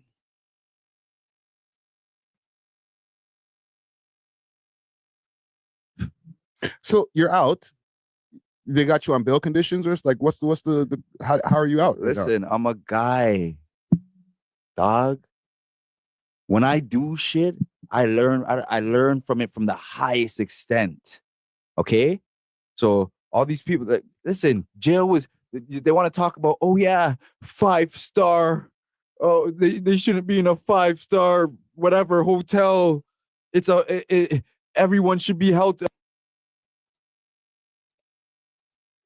They've seen epic interviews. What's that like walking into the South Detention? Babe, get my letter. I just bring the whole bag. Sorry about that. So walking into the South Detention as Moula First, what's that like? It's different than just walking in as like a nigga from back in the days type shit. Yeah. Discover Candy Cans, where quality meets innovation. Sorry, my bad. I'll pass for that. Salute to Candy Cans though, same way. Yeah. Moula miserable. Going on, right? Because this is my first time in jail. Right? So everywhere I walk in, the COs and the inmates are Moula miserable, final boss. That's what it's like for Moula First going to jail. You know what I mean? Yeah. Not PC though, or segregated, sexy. GP. Those are subs, by the way. Just if you didn't catch them, I'll put them out there. Those are subs. Just to let you know. Gen Pop. Okay. So when I'm doing my thing, like when I'm in there, and it was so, you know what? It was so beautiful. I had a beautiful experience. I had such a wonderful experience of jail. It is like I am so blessed by God. I am a God, but I know I am God blessed. God has blessed me. Okay, I'm gonna stop it there. We can get into the details on Friday. That's when this interview is going to be dropping. Look out for the full interview. I will say one thing before we leave the segment here, though. When it comes to Moula First and this whole jail stint, it was just a week. Thank God. I know he still has legal issues to deal with, and I will give some advice when it comes to somebody who's had his own experiences. You don't want to talk about jail like it was like no matter how much you're trying to make a point to the people out there, it's crosses. All right, for my Caribbean people out there, y'all understand crosses. Like it's just it's a bad omen to be talking about jail in such a light, because you won't feel the same way if you have an extended period of time over there. It's one thing that, you're in there for a week, you got to see what it felt like in the orange jumper and everything like that. All right, I got out quick. Listen, man, jail, it was nothing, blah, blah, blah, blah. It don't feel the same way when you're in there for a few months, B. And then far less more to the people who are there for a few years. And he does mention a lot of different people that he met in there who are doing way longer time than him. So it's not like that doesn't go without being said. But I want to add on extra to that. Never glorify jail. Jail is not the place to be glorified, and it's not the place you want to be. All right. No matter what people say in these interviews. But salute to Moula first. Salute to Twy and his family. All right. No disrespect intended by anybody being on my platform. You know what I'm saying? I'm not trying to direct people on in the direction of disrespecting anybody on my platform, but when it happens, and I leave the door open for the response for anybody. Anywho, we are moving on. We are moving on. I want to address this Druski stuff quick, fast. I don't really want to spend a lot of time on this. Druski's name has been implemented in this whole Diddy list of lawsuits. There was an additional lawsuit that was added on to the stack of lawsuits that Diddy already has. One with now a woman claiming that Diddy, Odell Beckham, and Druski, brought her into a room, put her under the influences, and then did some wild things. Okay, I'm talking about the accused Druski of doing a slip and slide type of movement on the girl. Like, a lot of it sounds wild. And to be honest, with the details of the cases that have the way that the case is coming out, let me get this shit off the screen. Jesus Christ. The way that the details of the way this case is coming out, it does sound like a lot of fake shit. However, we're not going to act like, there's nobody who's making any accusations. We have to, I guess, get to the court dates or maybe some kind of settlement first before we pass any judgment. But a lot of the details do sound kind of wacky. Not the kind of details that I would expect in a serious court case. I had it in my stories here. Let me go on my profile. Let me just see if I could find this quick fast. Where is it? Okay, right here on Keep Six Solids page. So plus size, light-skinned comedian Druski. Yo, why are you doing the man dirty like that, bro? Holy. Plus size, light-skinned comedian Druski was named in a lawsuit where he is being accused of treating a woman's body like a slip and slide. Diddy is also named in the suit. All right, and this is the defendant. So defendant Diddy, and it's weird also because they're putting in these court papers like their stage names. And I'm not saying that the court papers are fake, and sometimes these things do happen, but I don't know. It just seems kind of weird when you're seeing them put their stage names in here. So defendant Diddy was instructed defendant Doe, one, to slap plaintiff. Instead of immediately raping plaintiff, defendant Doe was doused plaintiff with more oil lubricant and then jumped on top of plaintiff naked and oiled body, treating it like a slip and slide and knocking the wind out of the plaintiff due to his enormous size. Defendant Doe is then caught himself from sliding over the plaintiff's oiled body off the bed and then began R-wording plaintiff vaginally. Whoa. Now this is Druski's response.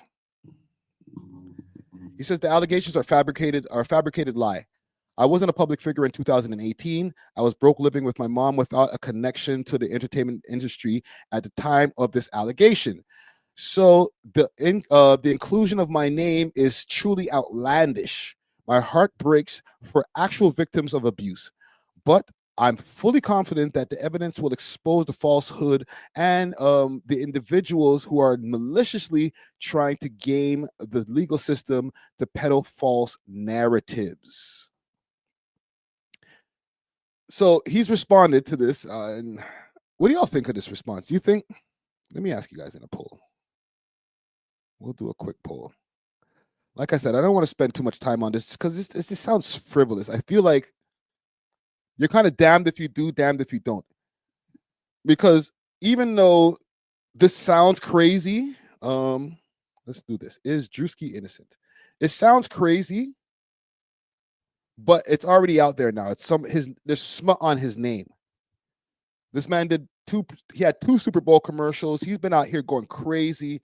I watched Druski's Instagram page. He has the show right now, like the reality TV show.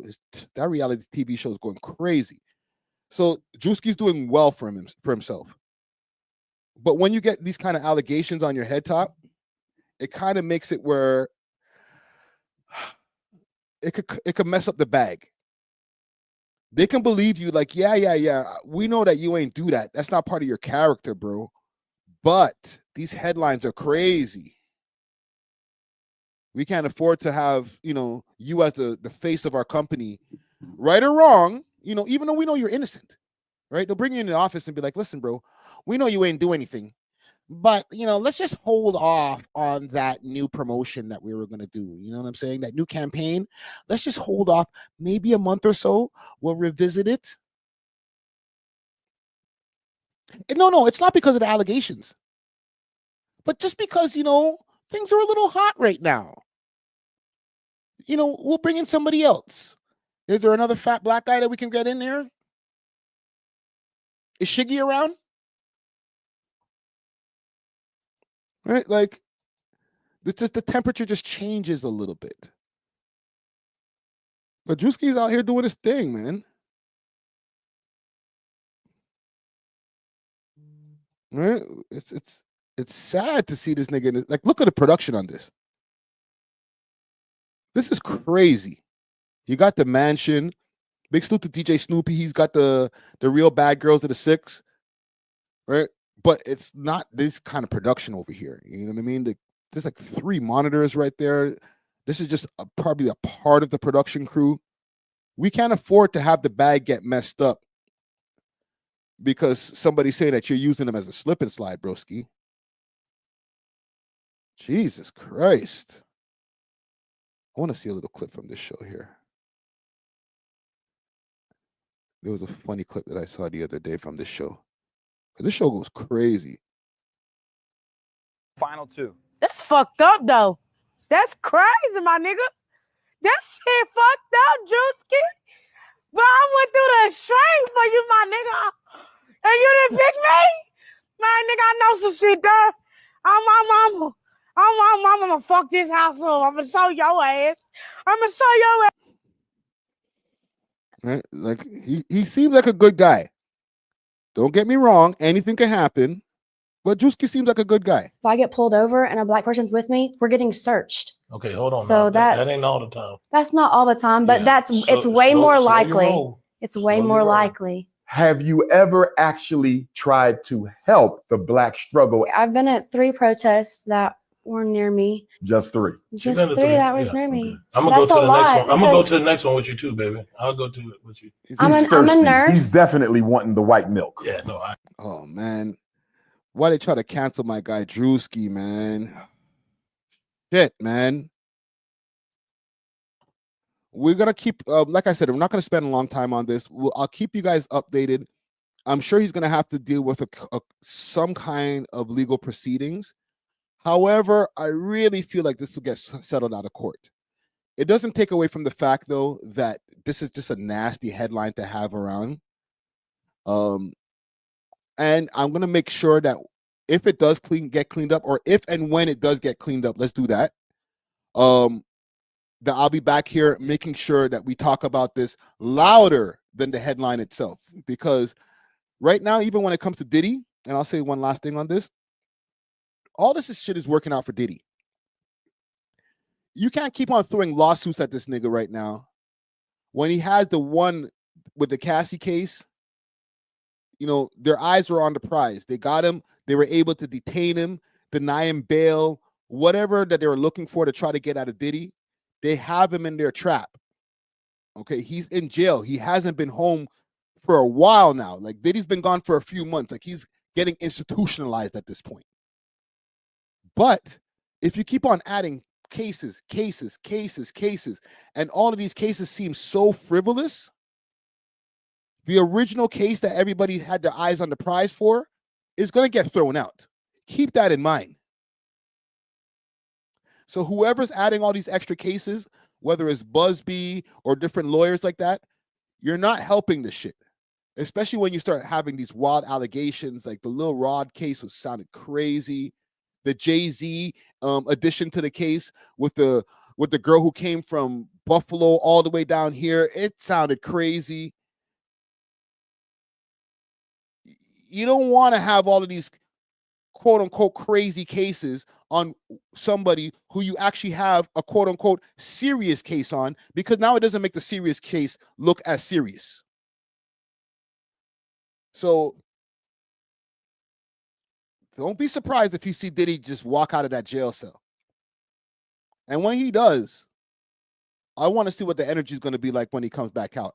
Will he be able to just, get back on Revolt, start doing his thing, start dancing, doing the puff dance on TV or on the internet? Like, if he gets out, niggas might have to apologize. Even if y'all saw the Cassie tape, which is disgusting. But we also saw NBA YoungBoy body slam his girlfriend, and nobody says shit about that. I'm just saying, have the same energy for everybody. Anywho, like I said, I'm not going to spend a long time on it. No long talking. I want to get to some Toronto things here, right? Because we've been having an issue. Oh, shit. Well, goddamn. I went to go look for something right now, and I'll show you what I have on the screen right now. This is pissing me off. How the man them doing this, bro? So I went to go look for a link here for a complaint that was going on from Studio of Legends. Let me see maybe if it's on their page. Salute to Studio of Legends. They've been doing a tour with Sav 4X, 100 OTD. I forget other gentlemen's names. Excuse me. It's K-Bands, I think. But they left a message up at one point in regards to the tour. And this is the tour I'm talking about from 6 hours ago. This is the last message. Shows at the shows that are still on. Okay. Now here's the thing. The reason why he's saying shows that are still on, and I'm gonna check to see if I screen recorded or at least screen grabbed this shit. No, didn't. Shit.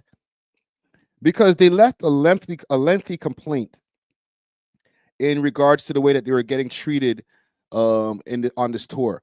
And from y'all can see the tour is like small towns in Canada, or sorry, in Ontario. So it's not like these big venues, just like smaller bars and stuff like that. But the problem that they were having, and I wish I had screen grabbed this shit, was they left a lengthy message talking about getting shows canceled. A bunch of shows got canceled, I guess. And where are they? London, Sudbury next. After that, it's Ottawa, Thunder Bay, and then Waterloo. So let's hope that all of these places still keep in accordance to what was going on and don't cancel the shows at the last minute. Do they have any footage up here? Yeah, I'm not going to play that. That's going to give me a copyright. So this is them in Hamilton. Y'all showed out. Show was crazy.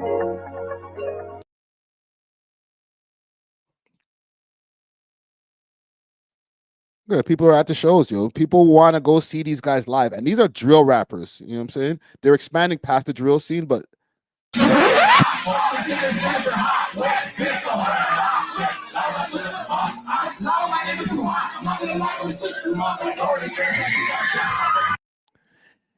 Like, what frustrates me about this show is getting shut down, and I could understand, I guess, some of the concerns that some of these promoters or club owners may have because of the content of their music, the issues that happened around it. Because, you know, when you're a drill rapper, you have ops. There's no drill rappers, like ones that get taken seriously. There's no drill rappers who have fake ops, right? So you know that if these guys are talking about smoking on other people's deads on their songs, those guys might show up to your show, right? And if it's not those guys, they might send some of their peoples. You know, there's going to be a crowd that's a little bit more rough around the edges. Trust me, there's going to be, you know, young girls that are into that shit too. So it's not just bare man them. It's not like the boom bap hip hop shows where it's like a sausage fest. Pause. Right? There's girls in these venues, but the guys that are there with them, a lot of them have the balaclavas on. You know, there might be a stick in the car, maybe a stick on them, depending on how loose the security is at the club. You never know. So I could also understand where the promoters are coming from, but we got to get to a point where a lot of these promoters at least take the chance with some of these guys so that they can give a proof of concept that we can do these shows. There's no problems at the end of the night. No matter what you think about our content, we have fans that are willing to show up and spend money, whether it's at the bar or for ticket sales and stuff like that. We're going to make money together. Okay. If you don't have enough promoters or club owners who give these guys an opportunity, and not just Sav 4X and his people, other Toronto rappers or other gangster rappers in other states and cities, if they don't get the opportunity at least 1 or 2 times to go and do the show, then it's like it makes it kind of hard for like them to grow their fan base and bring their talents and their careers to the full fruition. Now, I will say, and big salute to Underground Nation, he wants to know if you can join. Listen, brother, I would say yes, but I'm not really taking a lot of calls right now. I appreciate the donation. I really, really appreciate the donation. Let me cook for a second and I'll bring you in. You know what I'm saying? But I also got to say on the other side, accountability has to be held. Okay. I know that they've been having their share of issues with another crew. And let me see if I can pull this up here. Because I know you, Underground Nation, you're like on this, like, yo, top 4X. Like, listen, I appreciate what these guys are doing, but I'm not as invested as y'all niggas, man.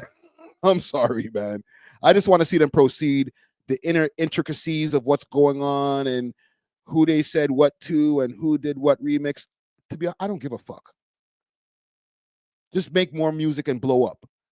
Mind you, make less music talking about your ops. How about that, guys?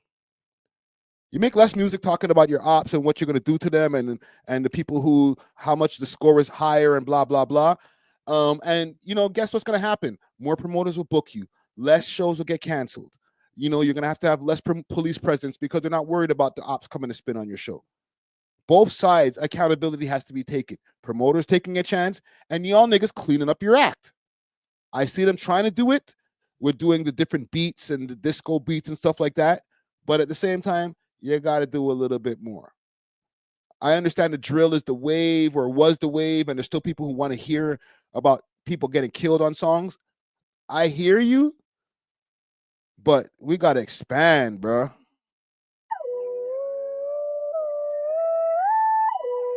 This is oh nah, it's hot like grabba. This is the remix of what the ops are saying against them. Ballin' on court, nigga, pay for the Clippers. Name one time they shot and switch. I shot 4 times, always on court side, jacking our trash, but you need this shit. All right. I'm probably gonna have to cut that out later. But yeah, it be like that. It bees like that. You know what I'm saying? We gotta find a way of getting these guys to expand their careers without having all of this additional beef, man. It's kind of weak, bro. Not weak in a way that they're being weak. It's just weak to have this type of shit going on, man. You know what I'm saying? It scares the money away. Don't scare the money away. Underground Nation. Do you want to talk about this quick fast? Let me send you a link privately. That's what I'm going to do. That's what I'm going to do. 1 second. I'm going to DM you this link. Got a lot of my time. 1 moment. I'm going to see. Where's Underground Nation? There you are. Bon. I just sent you the link, bro. Jump on the live for a quick second, bro. It's in your DMs. All right. Yeah, salute to these gentlemen here, man. It's a catch-22, man. Yes, keep doing the shit that the fans want to hear. But at the same time, bro. Got a lot on my chest and a lot that I'm trying to address. Compact G in the jeans, but it still got a bop. It's a whole lot of shots in my press. And salute to Push Keys as well. I've interviewed him. You know what I'm saying? I ain't picking no sides. Sorry, guys. Like, or they don't expect me to, but like, yeah, I think both sides are extremely talented. And I know that there's real shit that gets involved with these guys when they start going at each other. It's not, oh, I'm a better rapper than you. Like, no. These niggas be having real beef. I know it's an issue between Orton Park and Malvern. All right. I'm educated on what's going on. It's just something that I don't really get into the intricacies of because it's real shit that these guys are going through. And I'd rather them not be going through it so that they could expand their careers. But it's also helping their careers. All right. Underground Nation, are you joining now? Pop out, man. Pop out. If not, we are going to end this here, man, and give our salutes to all the parties involved, man. Yeah. Going once, twice. We are moving on. What else do I got on my list here? Godfrey addresses Lord Jamar. Now, I didn't think I'd be back here over here addressing Lord Jamar. Salute to the gods and the earths. I'm not gonna step in shit this time. The mishaps and the actions of Lord Jamar do not reflect on the 5% nation of the gods and the earths. Let's put that out there right off the top. This nigga's been crashing out. I could say even post leaving Vlad. People will think it's more recently with the whole flat earth thing. I will take it even further back to when Godfrey and Lord Jamar separated from Vlad. Things kind of went different. Mind you, he started his own podcast, or he started putting more attention into his own podcast, the You Know What I Mean podcast. Great. But he started crashing out more because I feel like maybe he's not going to get the same attention as he was being on Vlad TV, so he's going to have to make his takes way hotter. Right? You're going to have to cook up them takes for a little longer on the stove before you let them out. So I'm going to pull up a clip here from Godfrey's podcast, because I didn't know they were still arguing. But my bad. I didn't know they were still arguing, but it just popped up on my algorithm like, oh shit, these guys are still going back and forth. And this stems from him crashing out on Godfrey's podcast on the flat earth guy. Right? He called him the F word that rhymes with maggots. Like, he went crazy. So let me just get let Godfrey cook, because apparently Lord Jamar's been talking shit about him. I want to find the video of Lord Jamar talking shit too. First, then he got mad because of the side date. And then we went line by line. With the first thing was, he came on, he said he wanted a debate. We gave him, I didn't know, I tried to get Neil. I said this before. Neil deGrasse, he right. said he wanted to debate Neil. I couldn't get Neil. I got Professor Dave. If you say this is what your belief is, the flat earth, then you should. I would think you would be ready to defend it. He didn't do it. Nobody did it. Nobody did it maliciously. No, nothing. No setup. Then there was no setup. There was nothing malicious. So he keeps saying it was malicious and somebody set him up. You the nigga. We showed the video where he said, "I'll debate." And he said Neil deGrasse Tyson is an actor. He's not a real scientist. Yeah, I saw that. And so we said it. I won't say set it up because I don't want to use set it up because no. This guy said Neil deGrasse is an actor. That's crazy. Don't get money. You monetize. Why are you on? Who the fuck is not getting views on a podcast? You always want views. I thought it'd be a great, he's trying to do what he's doing. He's trying to get views. We just watched Don Lemon cry because right. he If you got don't get views, you don't get money. You monetize. Why are you on? Are you on there for charity? Are you on there for the fucking help? You're on there for views. And what you're doing, you're obviously doing it for views. Because I was like, I don't want to answer that shit. Let's move on. Yeah. So when he's like getting for views, like as if like I didn't get views before you came. I don't give a fuck if you did a great fucking episode. So what? I still get views. I'm fine. And you're not living, you can't live off of just his views. Right, like the show's been going, we do this every Tuesday for 2-3 hours. Yeah. You were doing it before me, but I've been on the show with you at least 3 years. Yeah. I think so. In my humble opinion, I think the flat Earth debate thing. I think most flat earthers, and I want to preface this by saying that I go by the scientists and the people I love and I trust, and what I've seen, I'm not a flat earther. I believe the Earth is round. So I want to say that first. Well, there's proof. But with that being said, gang, I found the content right here. I'll play it in a second of what Lord Jamar said about Godfrey in the first place. But I just want to get to the part where Godfrey explains how they got to even being this close in the first place. Dave called him the F word and all. You have the right to believe whatever you want to believe. Said, yo, I think Godfrey is going to go back on Vlad. Watch. He's not going to do it because I brought it up. When the fuck did I? And this is the funny thing about this, because Godfrey, you couldn't take from what I see from the content that I watch of him, he sounds like a good nigga, yo. He sounds like a loyal guy. He's gonna stand on principles. And Lord Jamar kind of tricked him out of his spot. Okay, I feel like he was gonna make his assessment about Vlad, maybe talk to him behind the scenes and figure it out what he wants to do on his own. And Lord Jamar kind of pushed him out to be like, yo, let's leave, man. We're leaving. And Godfrey was like, all right, sure, we're leaving. Take the L. And then you said niggas drugged you. Nobody drugged you. I called him up and I said, yo, the same way the Earth is flat. Check it out. Because I brought it up. Nigga, how you coming in right now, bro? Hold on a second. Yo, my bad. I forgot my headphones still, Els. Dog, I moved on, man. I don't want to talk about Sav 4 time and them niggas, bro. Holy. But yo, I can say one too though. Give me your take, please. So my take about Studio Legends in general, bro. Like, bro, I know for a fact that they came and take down my reaction. And I had insider talks. Like, I talked to the man on the phone, whoever runs the account. I talked to the man on the phone. I talked about all about the blocking the videos, all these little things. Right. Mind you, you see those I don't want to say that, but you see those girls who react to the Sav in them. Yeah. Like his AD reaction. I DM'd them. My videos have 0 takedowns. Like, we're blessed. How much seconds did you use? How much seconds did you use? How much seconds? Less than 30.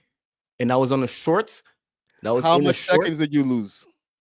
Did I lose or use? No. How much seconds did you use? Not less than 30. How many seconds? Well, that's why. 28 seconds. That's why, bro. On a short, and that wasn't those automatic takedowns. That was a removal request. If it was an automatic takedown, I'd have been I will probably have to remove the pieces of when I play their music in this live too. When I get a notice on the other side of my dashboard saying you're using copyrighted music. It's not a vendetta against you. It's called the algorithms, bro. That wasn't the algo. That was a personal takedown. Like a manual request. Like a man seen the he was trying to say that it wasn't me. I'm like, even the beat producer, I DM'd the beat producer. The man who made the beat told me it's not him. It's not my team. It's not this and that. And when I looked at the YouTube thing, guess what? I'm gonna see them in court in 10 days. They better file that, or else my videos back up. And I'm telling you, this was a takedown. Yo, the videos up.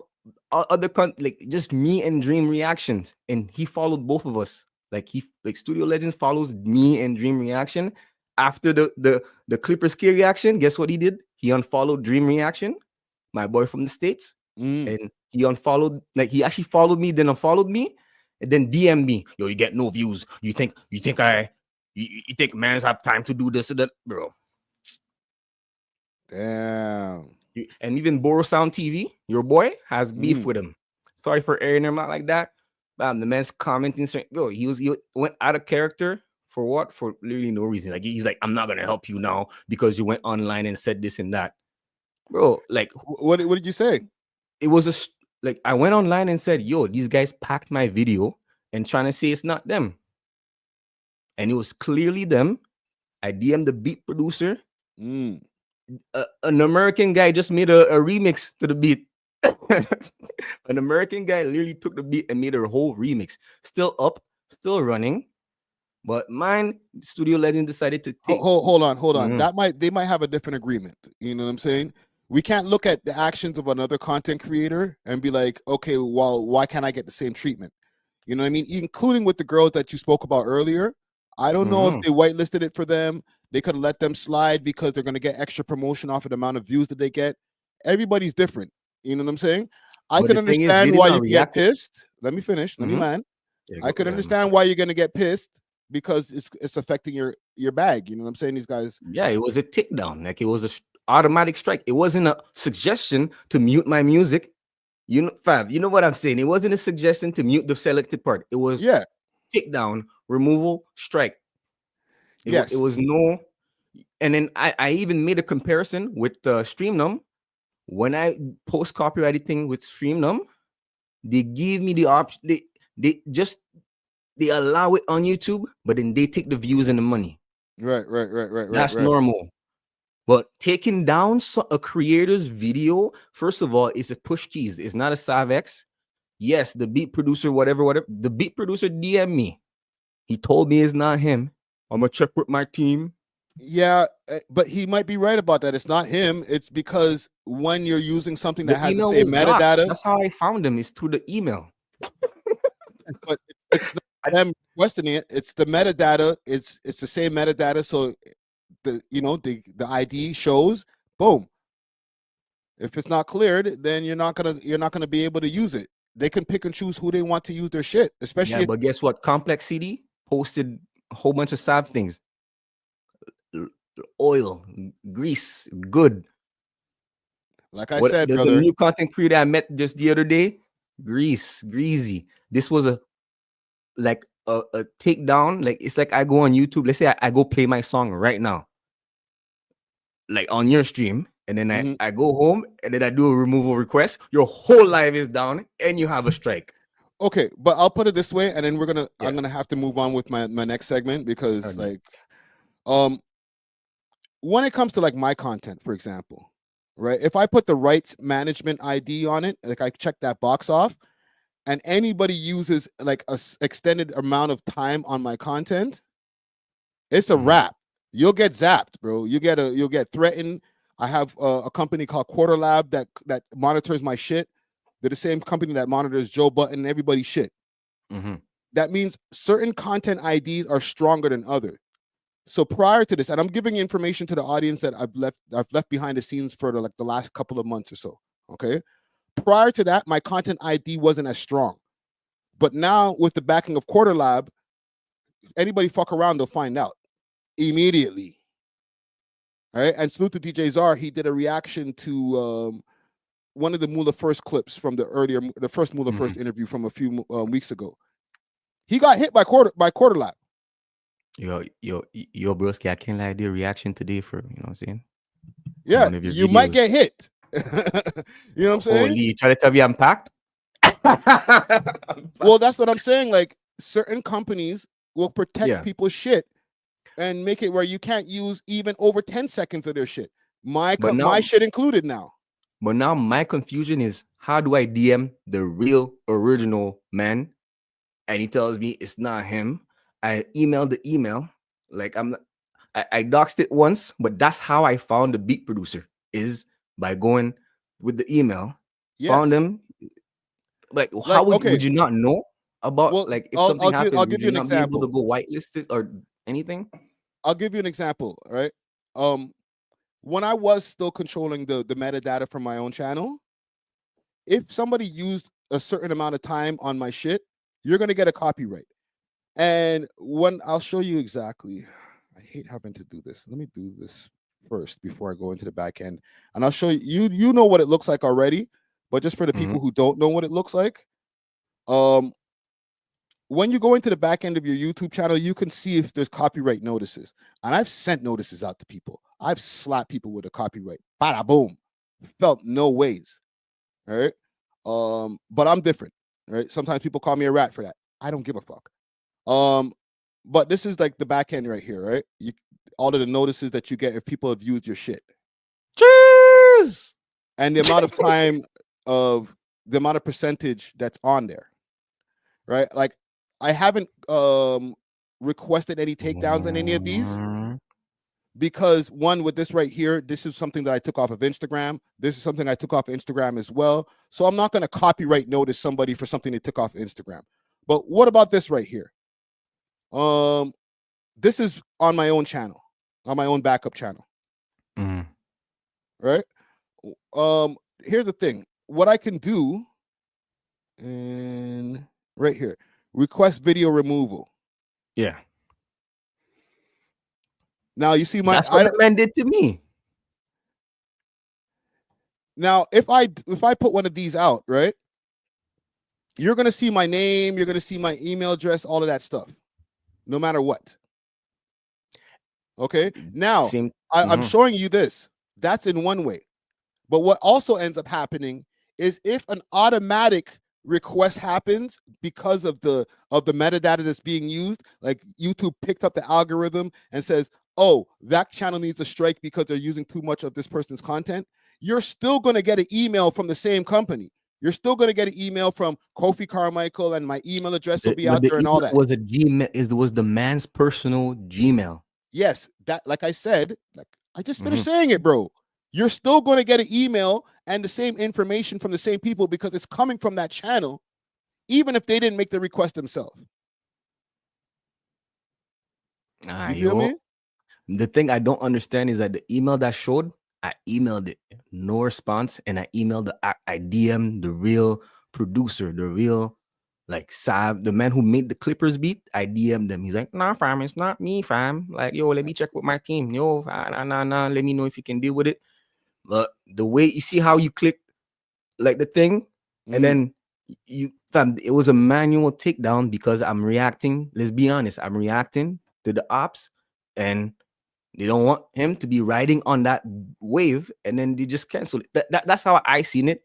And then I got a feisty DM from Studio Legend. Oh, fam, you're not getting views, this and that. Don't think, man. So, a whole paragraph that he deleted, unsent. Yeah. Okay, I'm gonna That's wrap all I'm this. saying. But y'all figure this out behind the scenes, bro. And I'm gonna tell you again, like I told you on here, be more diligent in the way that you make your content. You can't be running around here like it's the Wild Wild West. Like, you can do anything you want. Yeah. You know what I'm saying? You don't own YouTube. All right. If you want to make money from YouTube, follow the rules. If you don't want to follow the rules, then you can't have a channel, bro. You got to do something else. Put the fries in the bag or something else. Yo, tell that to Sav. No, I'm telling that to you. Follow the rules. Because I don't get into these issues. But I follow the rules. The short that I made, half of it is me reading out the lyrics. Nigga, I've been doing this for 8 years, and I have way less issues than you've been having in like less than a year. So then who's the problem? I can't lie. I've been running on, even in Montreal, but yeah, but a bunch of issues. So who's the problem then? If I'm doing this for 8 years and I have less problems than you had in the last year, who's the problem? The system. Have a good night, brother. All right. Peace. These YNs, bro. You can't just do whatever you want out here, fam. There's rules to this shit. Anyhow. let us continue with what we were doing. Jesus Christ. I can understand when niggas is complaining like, yo, I did something all above board and then niggas slap me for some shit. No, you're doing something you're not allowed to do and you're like, yo, why are they getting mad at me? You're not allowed to do it. That's why. That's it. It's something you got to live with. This is why niggas don't like me, because I just tell them the fucking truth, man. I'm not here to be like, yo, you know, I like you, so I'm not going to tell you the truth. Like, even with the whole what's the dirt shit from earlier, anything that's happened and I said here, I've said to him. I brought it up. When the fuck did... Anyhow, let's get back on track here. So, you know, and I'm going to have to, when I make my segments, cut this back together. As far as with what's going on with Godfrey and Lord Jamar, I will reiterate, I feel that Lord Jamar kind of tricked Godfrey out of his spot. Not that Godfrey's not doing well. He's doing amazing for himself. He has his stand-up comedy. His podcast does great. He's doing what he got to do. But the relationship that he had with Vlad was great. The content was great. And if Lord Jamar didn't push him to leave, they might have been able to work that out. Did I say I was going to go back on Vlad? I don't even have a beef This with is Vlad. a point to discredit you. That's all it is. I know, but it's corny. But it's lies. But I said I would address it. I didn't want to watch this shit in the first place. You told me that. I was like, what for? You like, got, hold on. Let me say this to the world. Wait, no. They didn't even know it existed. I called Godfrey and say, yo, I watched Lord Jamal last night. He went and you said, I'm not even watching that shit. And you see, not to backtrack, I'm reacting to this and I'm doing it in a transformative way. Okay? If Godfrey now has an issue with me using his video, guess what? I'm not gonna use his videos anymore. Or I'm gonna find a way to circumvent the metadata. Y'all see when I run Joe Button content on here, Joe Button is under the same company that I'm under. I know that Quarterlab don't play. So guess what I do? I put music under it. And then guess what I do? I get away with the shit. I don't want to watch. It's because it's like, how old are we? This is like bitch shit. I'm sorry, it's bitch made shit. And his fucking fans can go fuck themselves. No, his fans can go fuck themselves. Fuck you. Holy. It's made shit to me. I agree. Who are these? These are supposed to be men here? Don't give a fuck. But for free. If you're my man, I'm gonna do shit for free. You did not put any fucking money in my pocket. Thousands? Get the fuck. I make thousands telling jokes. That's what the fuck I do. Yes, you do. I get thousands. You've been to my shows, packed shows. I make thousands telling fucking jokes on the weekend. That's how I make my money. Want some big brother shit. But he didn't pay me ever. 100%. He would say, "Oh, you get this amount of money, maybe $100." But there was a point where he wasn't giving us any money anymore, and I didn't care. You did not put money in my pocket. Stop lying. What are you doing? Stop lying. So they're talking about when they had the, you know what I mean, podcast with Godfrey and Rod Digger. He's doing it on the Yo, and which is fine, but like, damn, that podcast was getting some views still. Another thing he said, like, okay, when I did Vlad for free. Here we go. I saw his show. I said, oh, I want to get on there. When I was at Sirius XM, one of my dudes was like, yo, I know Vlad's people. I'm going to hook it up. I forgot the dude's name. I said, cool. So I got on Vlad, met Vlad. We have the same barber. I said, cool. Got on his shit. I didn't give a fuck about the money. Man, I was doing VH1 for fucking pennies. I was just looking at I just want to be exposed. So I did. And then eventually I was doing really well on Vlad. Then I met Jamar on there. We would do stuff together. Then Vlad said, hey, man, if you want to ever guest host like Lunel and some of them did, I'll pay you. He eventually said, I'll pay you if you want to do that. And I didn't do that. I said, nah, I don't really have time to do that. But Vlad, me and Vlad, we all talked. Wow. I just noticed something. He was offering to pay Godfrey to do interviews, like how Lunel and different guest interviewers do interviews on his platform. And he pays them to do that, okay? Vlad has been starting to do a payment system for the last few years because of the amount of money that he makes from his channel. He understands if he brings Boosie in as a recurring guest, give him his 10 racks or whatever it is for the interview, and let's run it up for the next 2.5 hours. To the point where like Boosie doesn't even smoke on camera anymore. That's how much he's making sure that he gets his bag. All right. Vlad knows that he can't get through over the YouTube algorithms with Boosie sitting there puffing a big ass blunt. Guess what Boosie don't do? He don't smoke. He goes, collects his bag, keeps it moving. He was going to offer Godfrey the same thing. But was he going to offer Lord Jamar, who was there before him? He was there before Godfrey. He went viral off of being on Vlad's couch. Pause. But maybe he didn't bring the same value. I'm just saying. I'm going to address this question here. Salute to SG. Salute.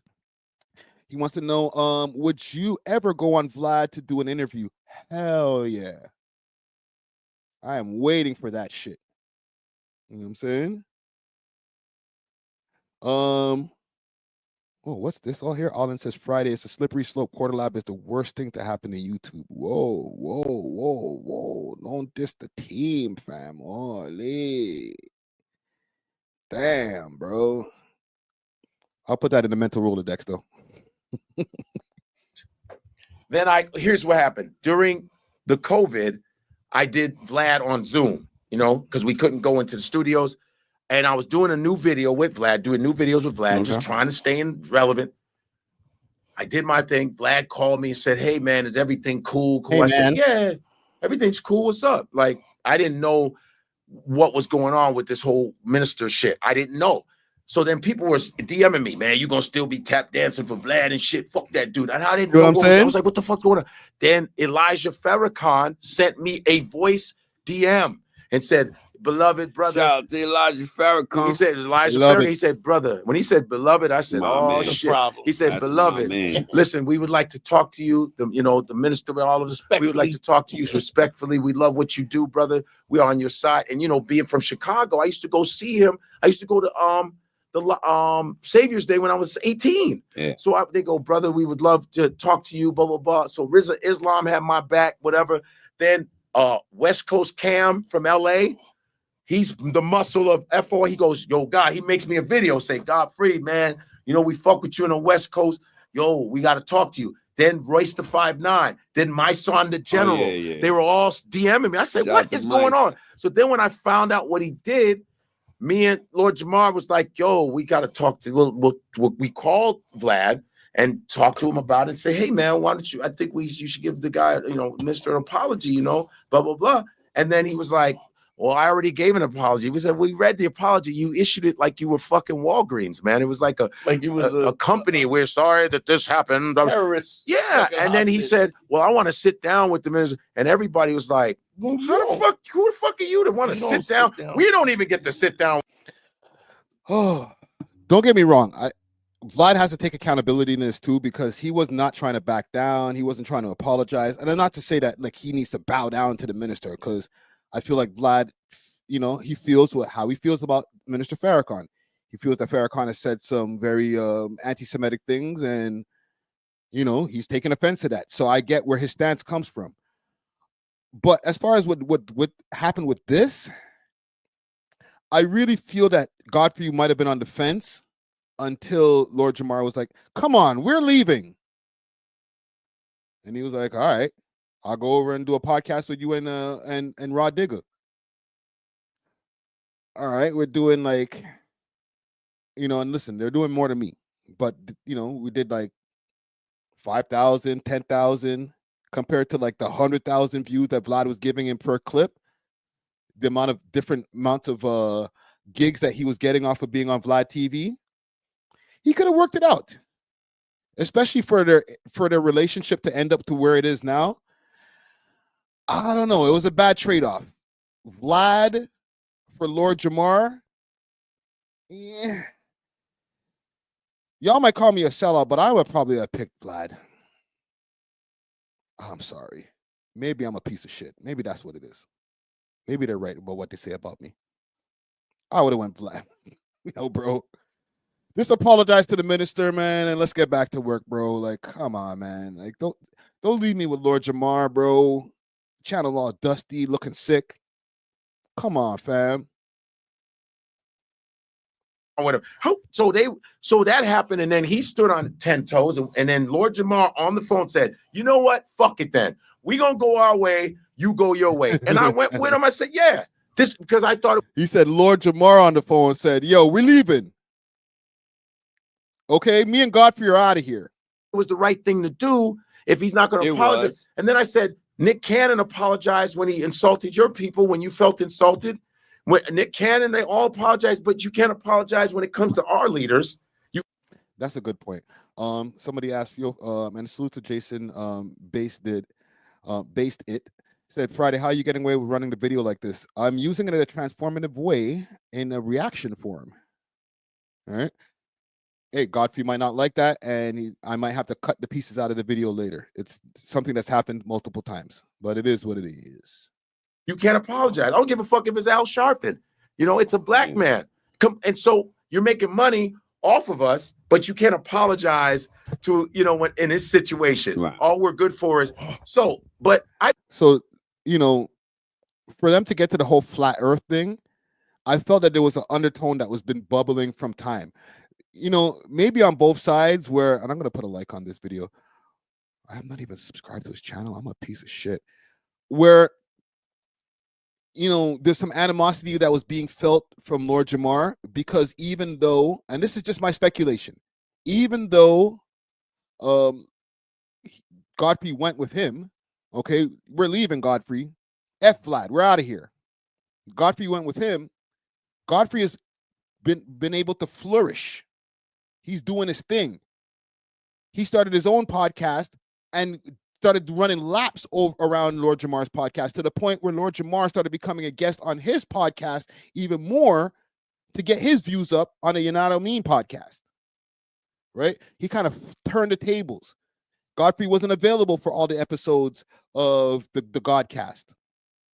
All right. He's busy. He's doing gigs. He's got stand-up. He's doing 2 stand-ups a night on a Saturday. He's doing weekly shows. He's busy, booked and busy. So that could cause a little bit maybe of jealousy. I'm speculating. This is only my opinions and speculations. But maybe Lord Jamar's like that nigga in Belly. Don't like that shit over there. Don't like that shit over there. Goes on his show, has the conversation with the flat earth guy, completely crashes out like as if he has no respect for Godfrey's platform, says things that can get Godfrey demonetized, right? He's using the F word as a slur. You know what I'm talking about, gang. You can't do that if that's your brother. Okay? And I'm not going to make it a 5% conversation. This is a Lord Jamar thing. If that's your brother, why would you do that? Why would you crash out on his platform? And then on the other side, it might be like, bro, you from Godfrey's side, like, nigga, you dragged me from Vlad's platform, said, let's leave, we're out of here, to bring me over to your dusty ass platform where nothing was going on. I have to go get my bag because you screwed me out of the bag that I could have been getting from Vlad.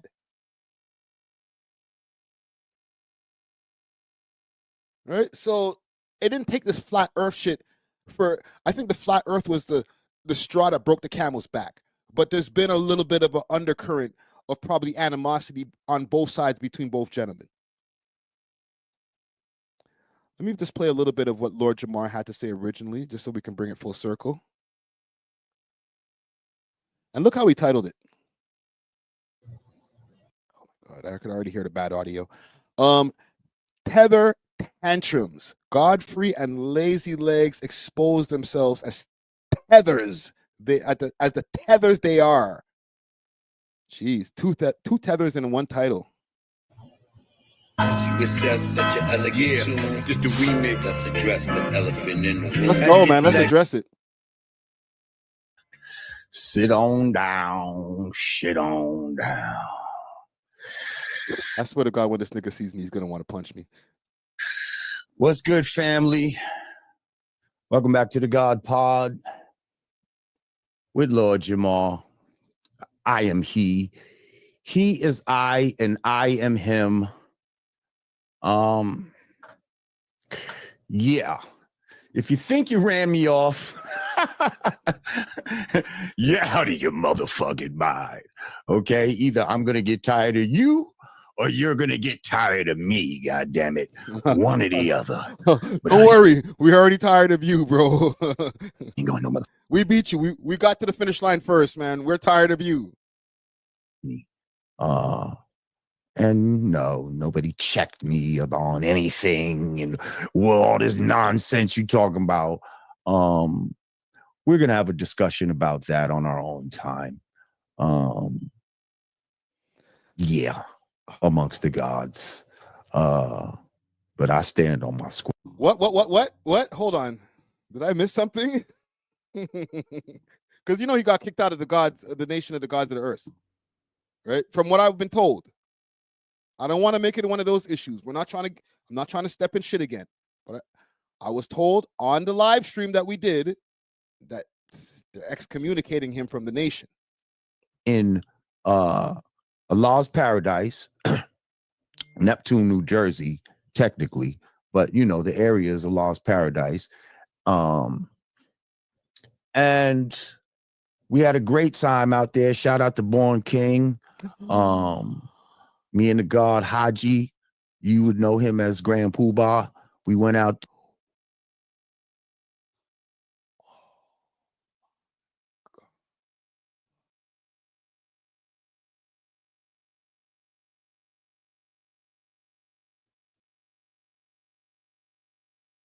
How many days ago is this from? 2 weeks ago? What? What? What the heck? Yo.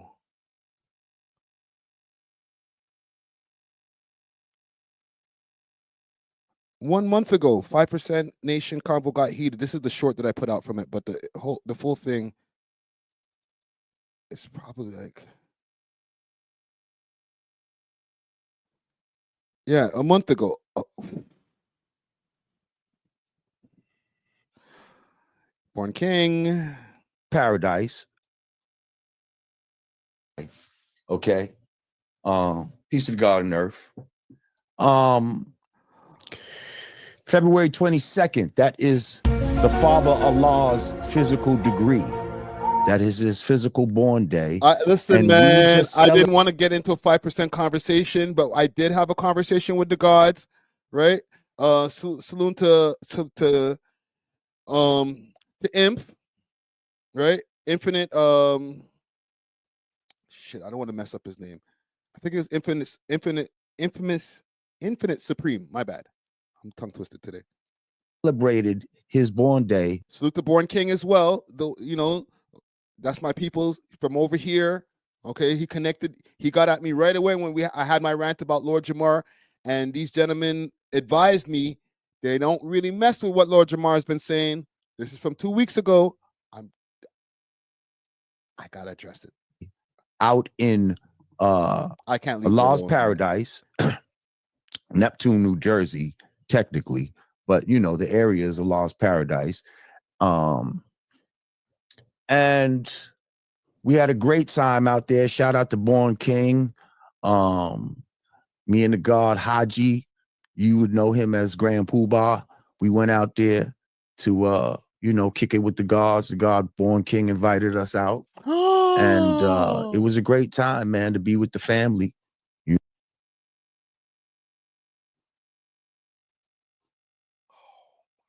Love hip hop.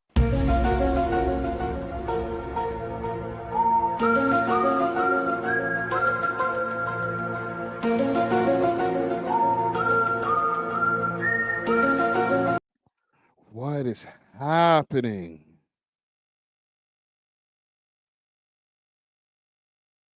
And listen, I'm not saying kick him out. I want him out. I want him out of here. Get him fired. I'm not saying that. I'm just saying, like, nigga said one thing and then a whole other thing happened.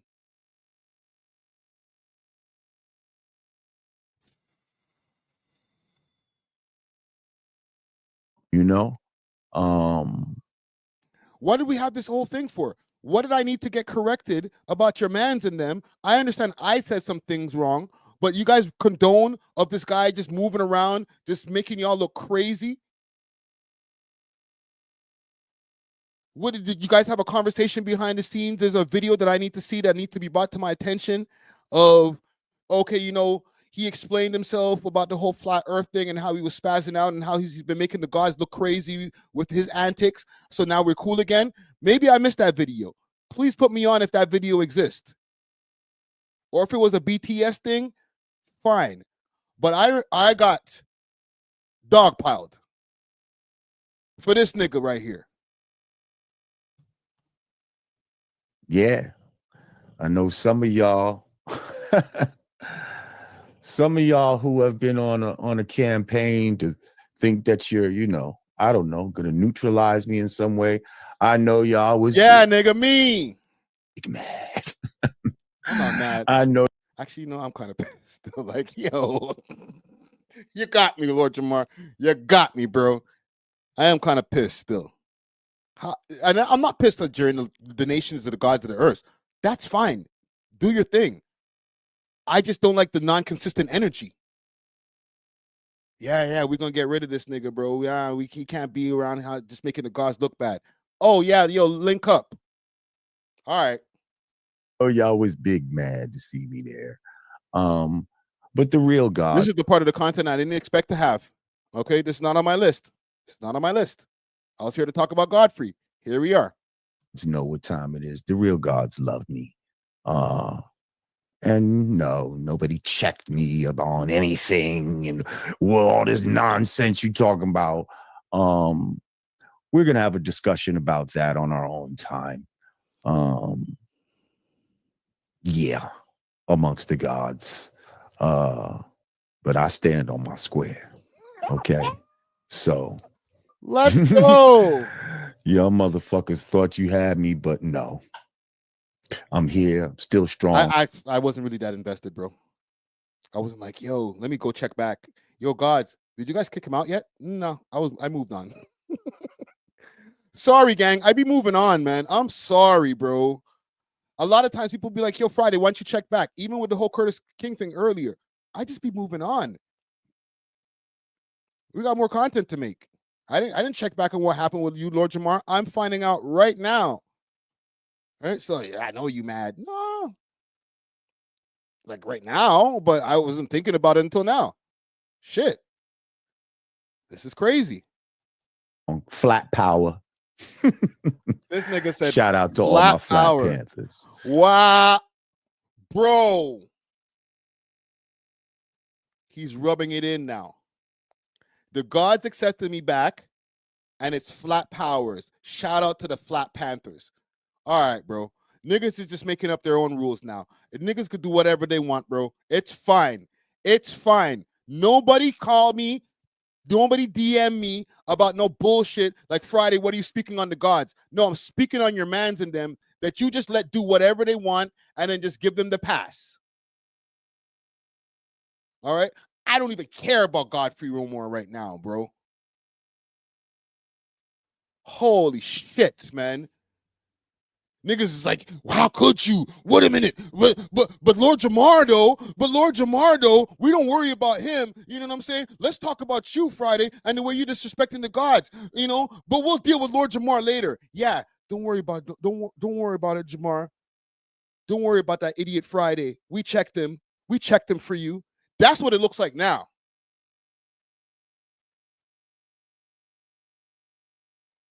That's wild. For that nigga to come through and be like, yeah, I'm a peace to the gods, Flat Panther Earth, or Flat Panthers. All right. Now he's making a mockery, y'all niggas, and you don't even see it. Now he's going to fall back on me. Oh, I don't like your tone, Friday. Fuck my tone. Check your mans, bro. Stop checking everybody else. Check your mans. It pisses me off. Bro. Matter of fact, let me show you some pictures. That's what I wanted to do. I wanted to show some pictures from the joint. I don't care about that, bro. Get to the Godfrey shit. Fuck about him. But obviously he needed that 10 pretty bad and was really stressing for this fight to go down. I said, my man, if I don't get my deposit, if I don't get my tripping, but now I see Godfrey turning into a tether right before. Okay, here we go. Here's the Godfrey shit. That's not creation. That's not what we talking about. The art of breakdancing. Let me show y'all something about your mans, okay? And this is a message to the 5% nation of the gods in the earth. And I don't give a fuck what Lord Jamar has to say about it. Your man, Lord Jamar, is a delusional sellout. All right? He's been using you guys as a shield to get stupid shit off for years. It's not the flat earth. Flat earth wasn't the first dumb shit this nigga said. He's been saying dumb shit for years, and he's been using you guys as shield. So I will give you guys as this. Watch out for your mans. I'm not the problem. Your mans is the problem. Look out for this nigga, because he's making y'all look crazy if y'all keep him around. Had a whole science to it before you got there. Idiot thing. And yeah, you fucking non-FBAs keep talking about hip hop like it's yours. It's not yours. It's not yours. You're just you know, you've been able to feel comfortable inside the house because we make you feel welcome like that. That's what we do. But we've made you feel a little too welcome. And enough is enough.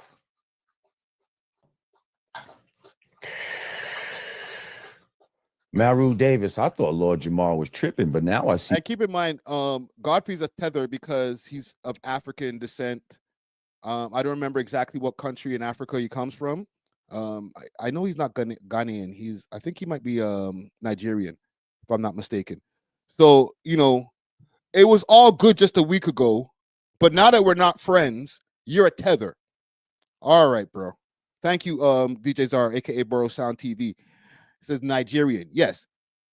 It doesn't matter that you're Nigerian when we're all good and you're hanging out with Method Man and you got Wu-Tang t-shirts and everything's all great. You know what I'm saying? But now that we ain't friends no more, oh, we need to get this tether out of hip-hop. All right, bro. All right. See Godfrey turning into a tether right before my eyes. Makes me wonder if Godfrey did set up Jamar. Sip spring water. Audio's not so bad. I'll take it back. Sips spring water.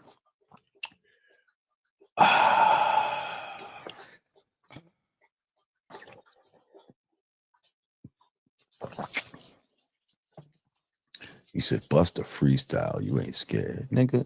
I told you. Hold on. You says grandparents are from Guyana. I don't know if that counts. If his parents are American, then he could still claim FBA. Right? His grandparents could be from. Can he, gang? Because then that means he's not A.W.O.L. He's not an American descendant of slaves. I'm saying. God, now you're making me want to check this, man. This guy's a whole other story. I don't do shit for free, motherfucker. Fuck you talk about? What's a freestyle? Go flip a burger. Do your job for free right now. How about that? At the guy, because some people are easily manipulated. At Murdoch Parker. Yeah, at Murdoch Parker, 1274. Dante created the wedge between Godfrey and Lord Jamar. And drug word is born on everything I love. Give him that spiked weed. That's what happened. Oh, come on. That's what happened. I just explained to you why I think it happened. But proceed, sir. Proceed.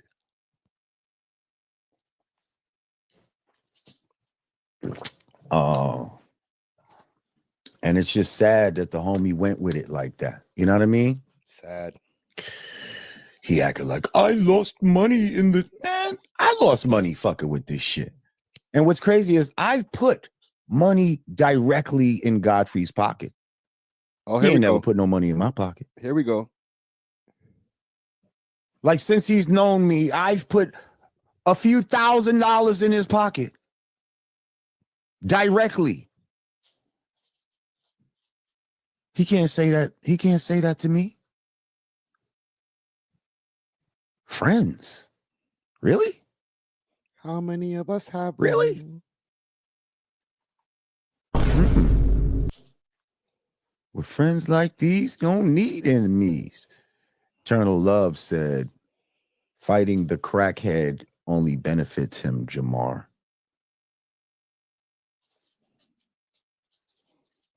Hold on. DJ Czar, aka Borough Sound TV, says Godfrey is an opportunist, low key. Ooh.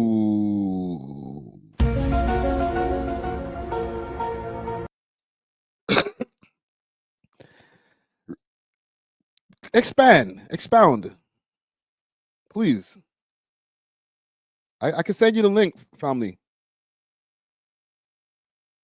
Expound. Matter of fact, I will send you the link.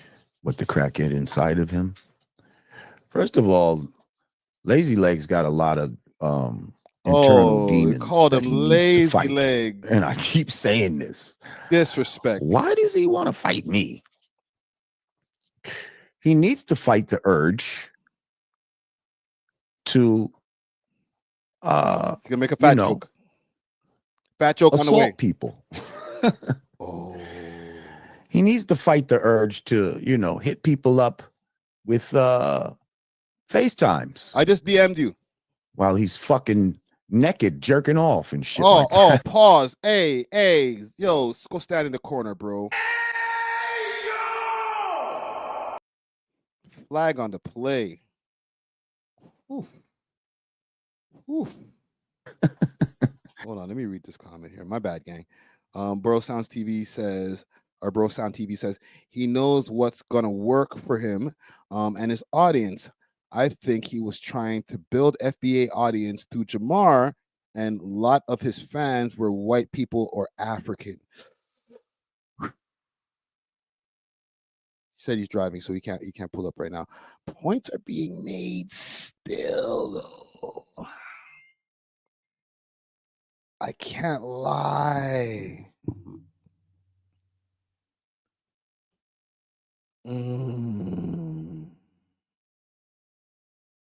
Because Godfrey's audience for the long space of time, especially like when I first started discovering him from Vlad, he did have like a white audience, not so much of an FBA associate audience.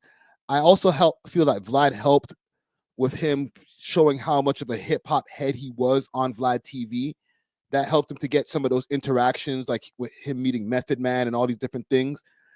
But Lord Jamar, definitely being next to Lord Jamar, Rod Digger, talking all that pro FBA stuff on a lot of different platforms.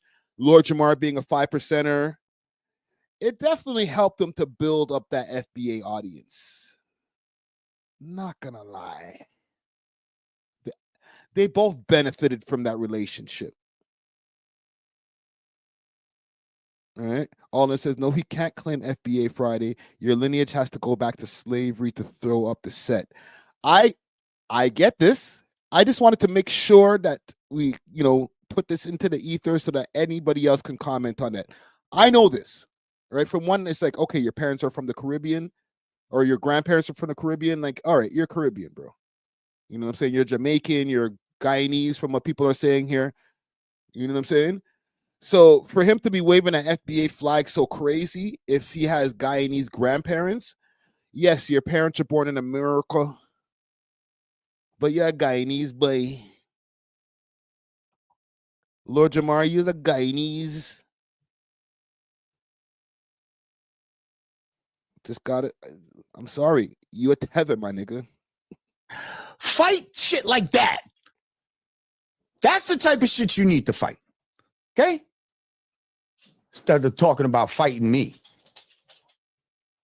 Because trust me, that's not something you want to do. Let's go. I like that energy.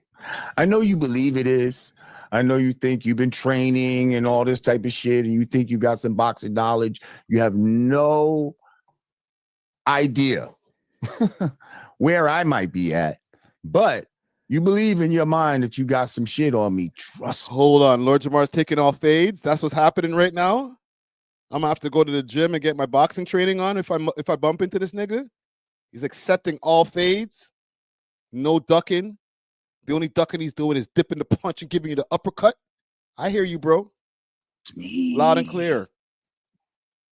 This is not what you want. This is not what you want, sir. He's cooking. You're making a bad decision. I know you're not in shape. Godfrey is a tether, says Kevin Dixon again. Time to unsubscribe. Godfrey will be back on Vlad TV before long. Oh, that's a fact. Let's go. Oh, that's a fact. I've been called that. Just wait, y'all. Just wait. Hold on. He's stalling now because I said. Hold on. I want to clear up some stuff. Okay. Just to clear up some stuff, right? Peace to the gods. I got a message from one of my brothers out there. It wasn't the same Born King that I had the conversation with on the live stream. All right. So for people who might have been seeing the little rant that I had earlier, it still does apply when it comes to the 5% nation of the gods and the earth, because I feel like, everybody does communicate. But as far as like the Born King that I had the conversation with, the one that's from over here in Toronto, you know what I'm saying? It wasn't the same one. A lot of different 5% gentlemen, a lot of the gods have the same names: Supreme, Mathematics, Born King. These are common names that you will find within the 5% nation of the gods and the earth. Okay, so my apologies. It wasn't the same one. All right, because that threw me for a loop. I was like, yo, how we just have a conversation and then like it's like, all right, bro, you back in. Like, what? Excuse me? Said some shit about it. And yo, Godfrey did address this here. Time to unsubscribe. Godfrey will be back on Vlad in TV and before long. Okay, listen, man. Godfrey said the same thing that I will say. If you're going to unsubscribe to a channel, just do it. Don't jump in the comments like, I'm unsubscribing to this channel. You offended me, or you didn't agree with the things I agree with. So guess what? I'm unsubscribing. That shit is gay as hell. It's like telling somebody, I'm not going to talk to you anymore, or typing it, I'm going to stop talking to you. Just stop talking to them. You know what I'm saying? Don't do that, man. That's I don't even like saying the beta male, alpha male shit, because I think that shit is whack too. But that is some beta ass shit. I'm unsubscribing to you. Okay, just do it, nigga. Trust me, I'm sure they were talking on the phones like shortly after we did the thing. And Godfrey's like, don't worry, I'm coming back. I just gotta sit it out for a little while. I just gotta sit it out for a little while, but I'll be back. And now no, that he feels like this is Illinois. Don't say that, bro. Oh no, I gotta get the vest. He says, Lord Jamar, don't do fist. He's a stick man. Bow, bow, bow, bow. Damn, bro. I can't get like 2 minutes. I don't know if I can last the whole 5 minutes right now. I'm old now. Well, we both old. We'll have an old man fight. You see, me and Lord Jamar, old asses in the middle of the street. When I get to New York, when I get back to New York, me and Lord Jamar, old ass in the middle of the street, squabbling up. Come here, man. Come here. No, you. Just old as hell. Joints hurting after the fight. Damn. Fight be like 30 seconds. We're like, you should see the other guy. carte blanche to pardon me. This is carte blanche to Hold on. I just said that. I didn't even see this comment here. Jermaine Shirley says, Lord Jamar squabble up will last 15 seconds. Me too. Both of us would be like, time out. Okay, back in. 10 seconds. Nigga, let's just talk it out, man. We too old for this shit. Niggas is sweating. Nah, bro.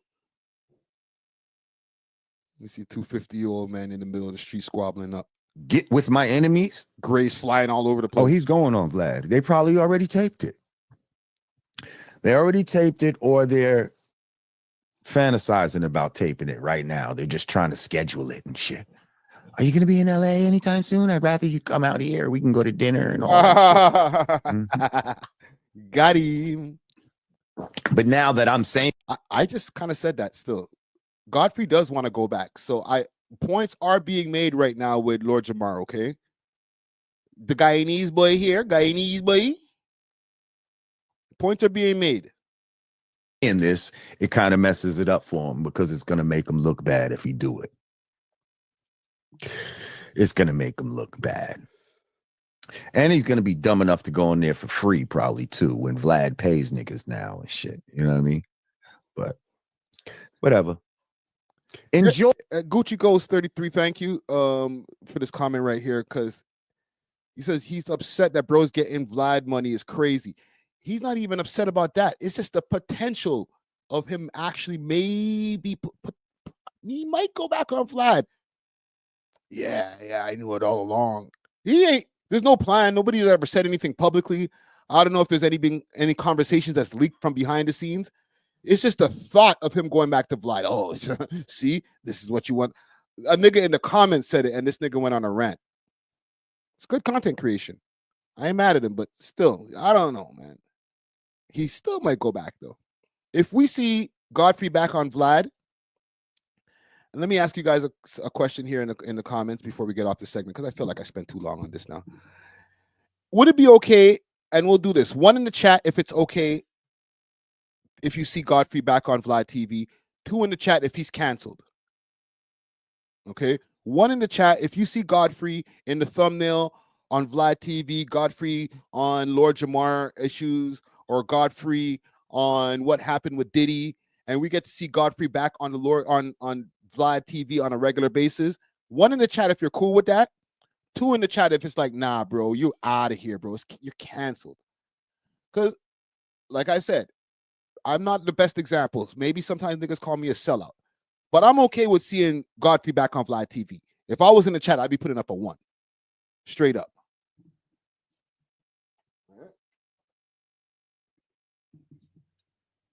Thank you. I'd be putting up a 1 right now if I was in the chat, because I ain't mad at seeing Godfrey back on Vlad TV. Straight up. All right. I think we've gotten past the Vlad culture vulture thing at this point. Vlad has made enough content. He's done enough before even being a YouTube creator to get past, oh, Vlad's a culture vulture. Niggas ain't going to jail for real because of Vlad TV interviews. Let's be real. As far as what he said about with the minister, I could understand that could be something that could be a point of contention. But as far as him being a part of the culture, okay, yes, he's white and he's Jewish. All right. Even though he claims to be an atheist. But at the same time, that nigga's hip hop, bro. Or that white man is hip hop. All right, allow him. Franklin Fraser said he's not going back though. He's not going back through. You never know. But we'll move on though. We'll move on. Should I keep my YouTube open? Yeah, let's do that for now. I'll keep YouTube open. What else I got on my list? I still got a few more things on the list here. Jess Hilarious. All right, Jess Hilarious is on the way out. She's on the out skis. I posted something earlier. Actually, before I get to my video, I'll go to what I posted on Twitter, aka X. And I really should have checked this before. Okay, good. Let me see if I could find this post, because Lauren made an announcement, and that's Lauren LaRosa from over there at the Breakfast Club. Here it is. This nigga. Straight facts. She gets them from somebody that knows somebody. Well, She gets the details. I'm the homegirl that knows a little bit about everything. And She be having the latest on things. The latest with Lauren LaRosa. Sometimes she has facts, sometimes she has details, sometimes she has a little bit of everything. what was the latest? On the Breakfast Club. Did y'all hear that? Uh-huh. No, but did y'all hear that? About my thighs. Look good, but she don't got no ties. I walk in, walk out with the size. Man, don't let me know what the prize. Squabble up, squabble up, squabble up, squabble up, squabble up, squabble up, squabble up. Man, hold up. I like that intro. I know. Taylor did nice. the thing. Copyright on the way. Shout out to Taylor. Really nice, Lauren. Yeah, she's running it up. Wow. And this is not even her ad. This is her own. This is not the official ad. This is her own Instagram or Twitter shit.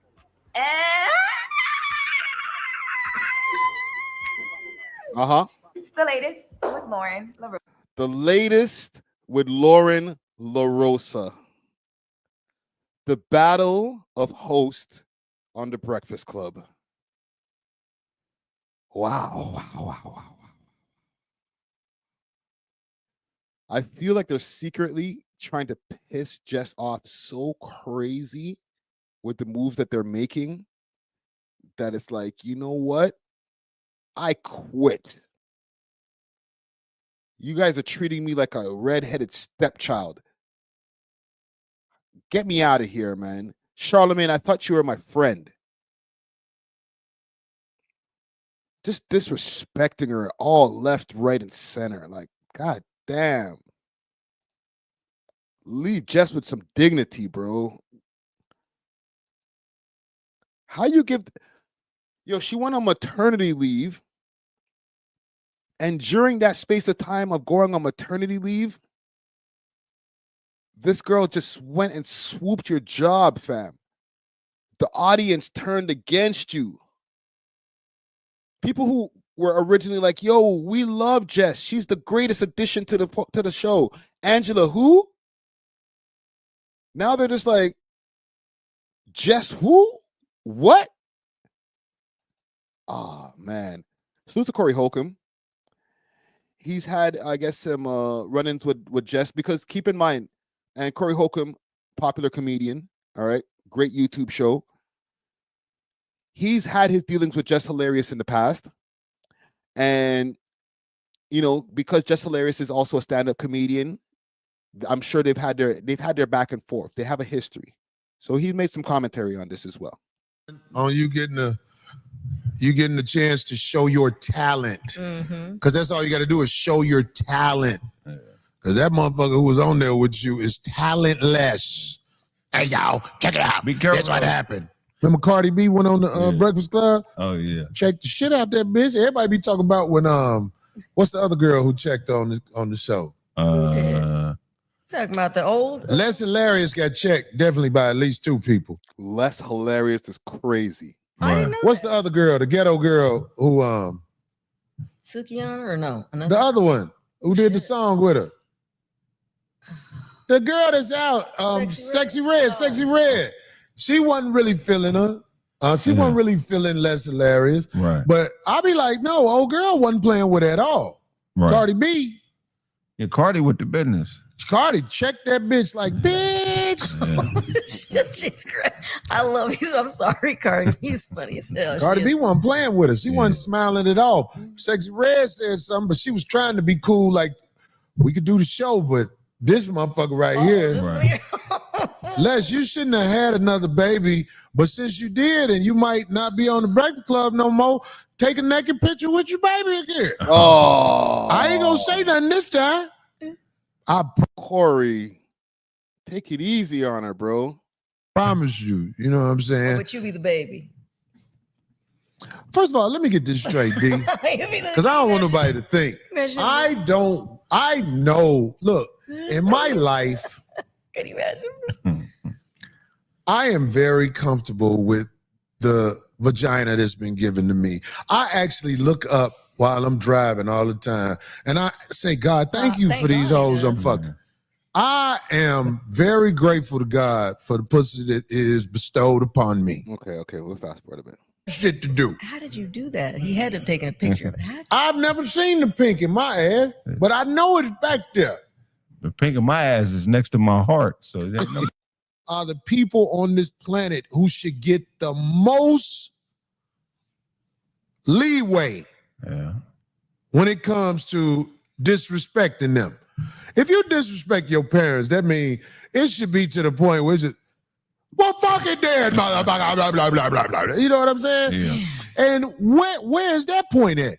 Like, I'm saying, like, you can disagree with people. You can disagree with your parents. You can disagree with your child. You can do all. Hold on, let me get to the shits. I know them when they was babies. Yeah. That motherfucker know I'm a G. Later on in life, and hope I can salvage what you turned them into. Telling you, dog, it don't. Okay, so you know, actually, let me get to another video that was in this, because what ended up happening with this Just Hilarious and Lauren LaRosa thing is Jess played herself out of her position. I'm not going to say her getting pregnant is her playing herself out of her position, even though it kind of is. But the timing was definitely bad. But she also want to be viewed as, let's say, like the TMZ of. She also had a few other things that were kind of crazy. You know, she's a comedian, so she's always going to be trying to go for the joke.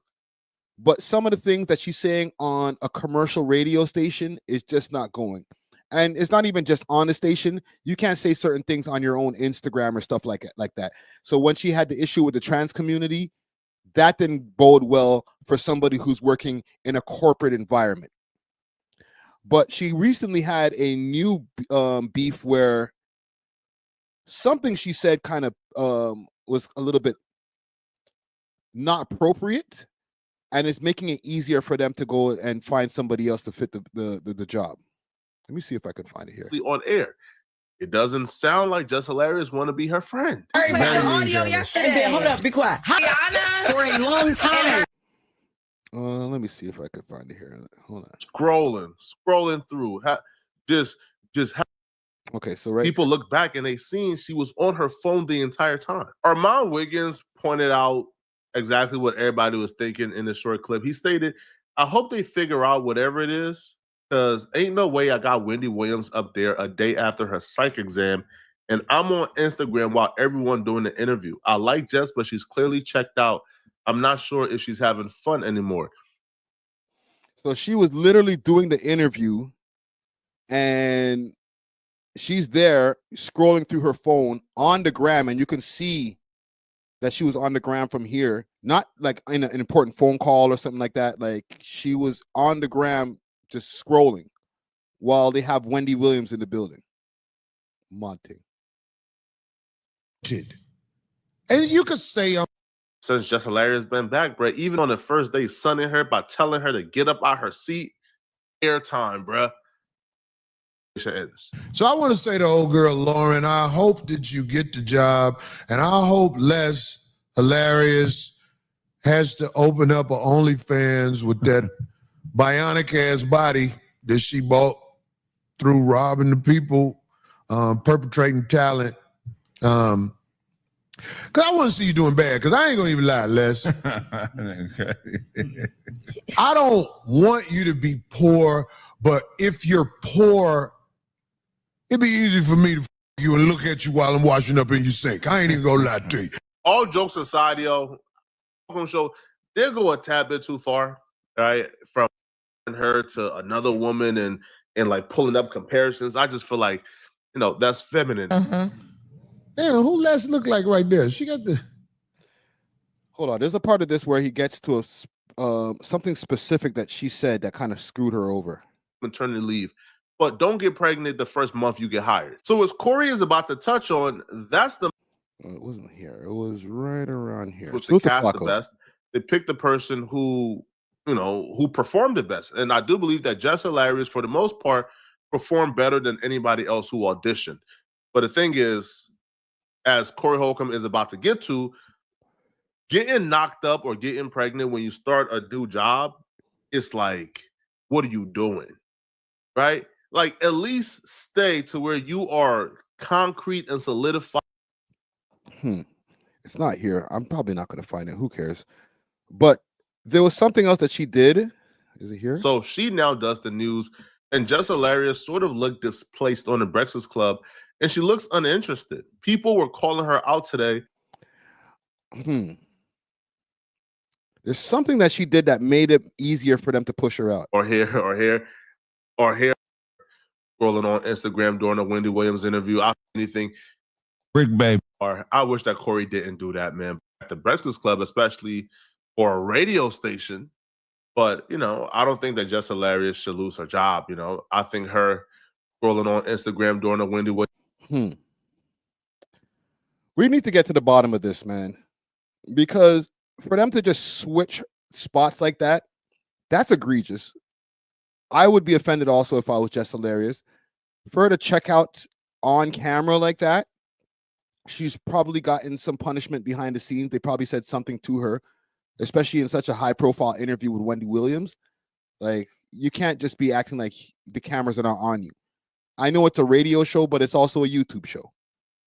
But I don't know, man. For them to make such a big corporate move, this is not like just us running our own independent podcast networks and shit like that. This is a corporate entity, iHeartRadio. So for them to say, just with the mess, no, we're going to take that segment and we're going to get rid of it, basically, and make the news segment the Lauren LaRosa News or whatever they calling that shit. The writing's on the wall, fam. She probably already knows. She probably already got her 30-day notice or whatever it is that they got to tell you before you leave, or 2 weeks notice. And that's why she's checked out on camera. All right. So pray for Jess. I got to be honest. I'm not having watching the Breakfast Club as much.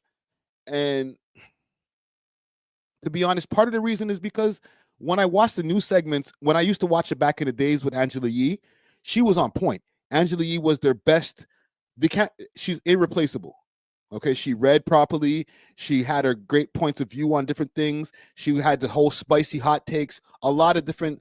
Angela Yee brought a lot to the table when it came to being one of the co-hosts on that show. But when Jess came in and she started bumbling over the readings and adding little stupid jokes that weren't landing, after a while I was like, you know what?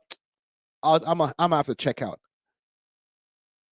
And when I used to see her, you know, as the third seat in the interview, I'm like, just don't say nothing stupid in the interview, yo. Or just let Charlamagne and Envy do their thing and just fall back, fam. And I'm not some woman hater or anything like that. I just gave some props to Angela Yee. It's just that she just wasn't cutting it for me. So it kind of made me tap out. All right? So salute to her. You know what I'm saying? Let me address some of these comments before I move on to some of our civic duties. I gotta get into some of this politics shit, man. This shit is kind of crazy right now. Cringe role play game says, what was deleted? I just joined. If you're talking about the content, the deleted content from the title here, I'm talking about the YouTube channel Deleted, or Deleted Villain is what he goes by on Instagram. I had to address the video that I was on. That was earlier in the live. So roll back to the beginning, somewhere around the 30-40 minute mark when I addressed that shit. Okay, let's get to this politics shit. Trump has been threatening to double down on tariffs in response to Doug Ford threatening to turn the lights out in New York, Michigan, and other places that Canada provides power to. Okay, for the people who are outside of Canada, Doug Ford is the Premier of Ontario. Okay, he's the equivalent of what would you call those? Not council, congressman, right? For one of the states over there in the United States. Okay, now I'm going to pull up some stuff because we've been going through a tariff war. At first, you know, we were talking about on the podcast, like, yo, Trump's pump faking. I don't know if he's going to really, do these tariffs. And then he dropped the tariffs. He was like, yo, let's do this shit. It's on 25% on our steel. What was the other one, gang? Remind me. I know it was our steel, and I think it could be our lumber, if I'm not mistaken. But I'm gonna pull up some stuff. Big salute to Sheffy, that's the homie right there. Sheffy's a rapper. Aluminum. Thank you. I'm not a political expert, all right? I'm just gonna put that disclaimer out in there. Eat this shit up. Follow me. President Donald Trump and Premier of Ontario, Doug Ford, have been going back and forth during these tariff wars. Threats like 50% of aluminum and steel going up in Ontario and 25% of electricity going up in America, bringing us $400K a day. 50%. So he wanted to raise that shit to 50%. If you pull out, I'm gonna pull out too. You know what I'm saying? I'm not pausing that, man. We're talking about some street shit. But that's how they're treating it. Like, oh yeah? Okay, I got a bigger gun. Trump didn't like that so much, saying, imagine Canada stooping so low to use electricity as a bargaining chip. So he goes back on his word and he drops his plan for the steel and aluminum. Doug Ford drops his plan for the 25% electricity for America, just for Trump to go back on his word to actually impose a 25% tariff. Gotcha, bitch. Guys are at the card table. It's like, all right. I won't play my ace. Let's just disperse. Everybody go back to their own corners. Ha! Gotcha, bitch. Are these acts of war? I'm not too sure. Is this why the House Democrats just introduced a bill to block Trump from using the military to invade Canada? You can't make this type of shit up. Is that the plan, yo? Y'all want to invade us, bro? And I'm not saying y'all in the chat or anything like that. I know y'all ain't gonna be jumping in the tanks with these niggas like, let's get them. But bro, this guy's divisive, man. It's not only Canada that's dealing with the shit. And thank you, Troy Frazier, for the membership. It's not only Canada that's dealing with this, this tariff war, this economic war that Trump's bringing on, right? You got to remember, China's going through it. Mexico is going through it. This nigga's on a war path. Jesus Christ. Let me pull up some other shit here. Because he responded to Doug Ford's threats. So this is courtesy of GovX is corrupt. And it says here, watch. Donald Trump says Doug Ford capitulated in less than an hour after hearing the U.S. retaliation plans. Canada must realize we can't win a trade war with an economic superpower. Thinking otherwise is delusional. They dropped that when I let them know what we were going to be doing. They dropped it immediately, so I'm glad, because electricity, you shouldn't be playing with electricity. It affects people's lives. Actually their life. So adding a 25% tariff on our steel and aluminum, that doesn't affect people's lives.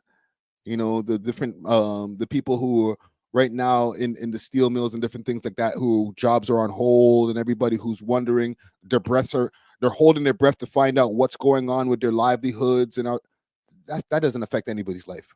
Oh, we talk about your electricity. Oh, you're affecting our lives now. Oh my God. I mean, it can affect, depending on weather, it can affect their life. So we can't do that. And it doesn't make sense that our country allows electricity to be made in another country and sold into us. Who did that deal for the United States? Okay, I looked at that long ago, and I said, that's not something that's very smart. So we've had a lot of bad trade policies. We had a low key. This nigga's taking us to war, and this is a war we can't win. Like, obviously, the United States has one of the biggest armies, if not the biggest army in the world. All right, we don't have to mince words when it comes to that. It's like bringing a knife to a gunfight when it comes to Canada versus America. So we don't got to take it there. Okay, if you take it there, we can't take it further. I'm sorry, Trump. All right, you kind of got us by the balls when it comes to that right there. So it's not like we could be like, all right, we'll see you outside. Jets in the sky, let's go. It's not like that, bro. Let me see what's going on here. Trump reacts to terrorists.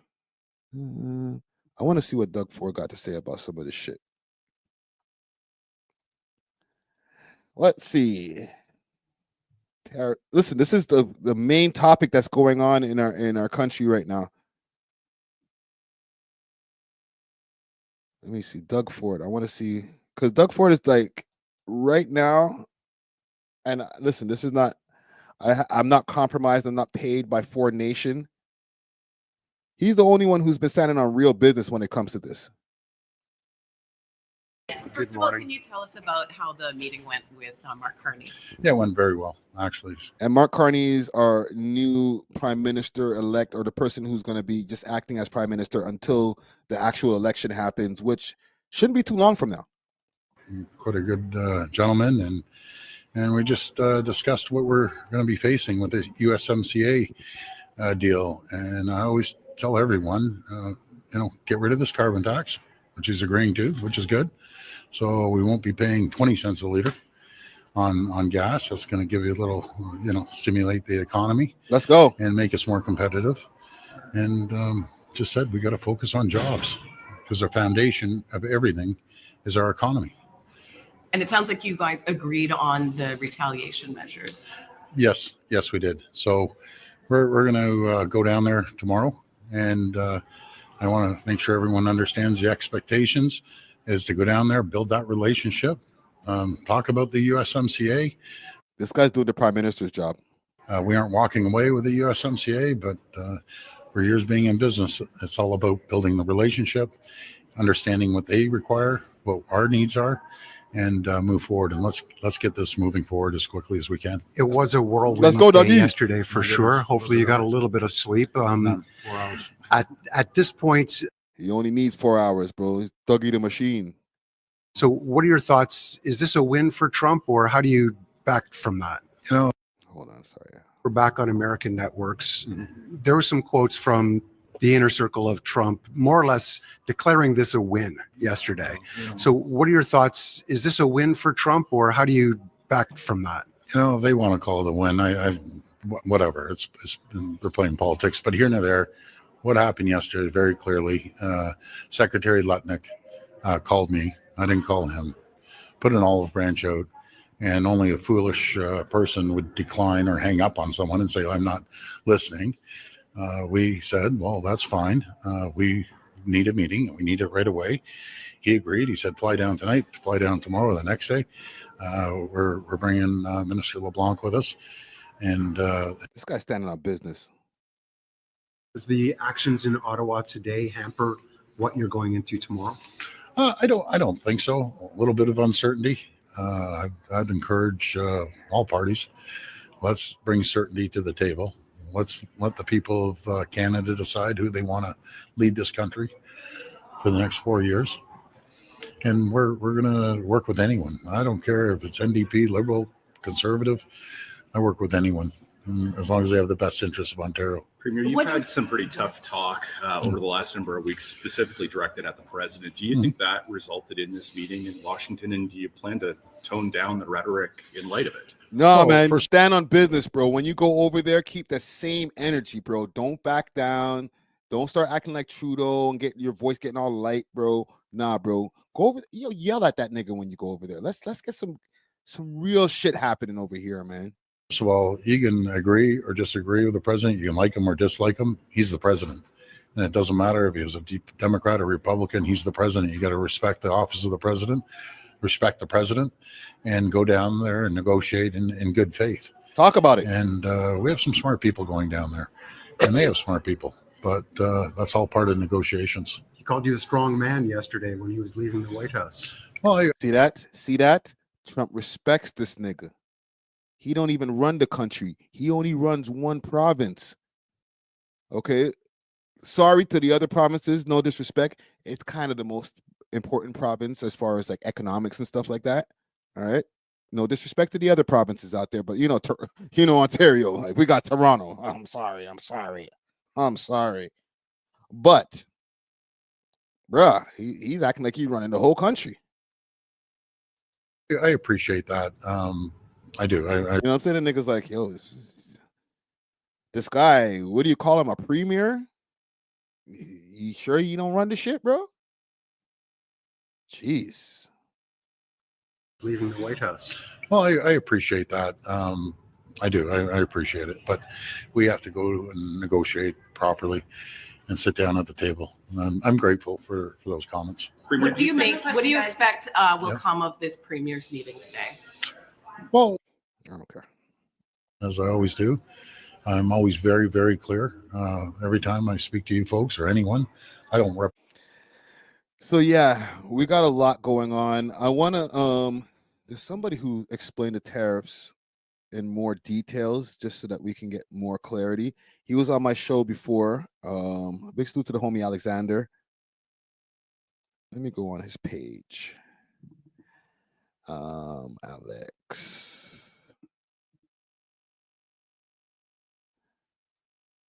Or maybe he's put it on the Hustle over everything page. Hustle. There we go. Honestly, one of the biggest things that's been on my mind is the brain drain that's been happening throughout Canada. And I think the biggest challenge that no one talks about when it comes to tariffs is the brain drain, not just the actual product effect. Because if I'm a university student seeing this, or someone with a lot of talent that wants to start that startup, I might think I'm gonna leave Canada altogether and build a company in the US for the population and the acceptance that comes with being in the US versus being in Canada. Yeah.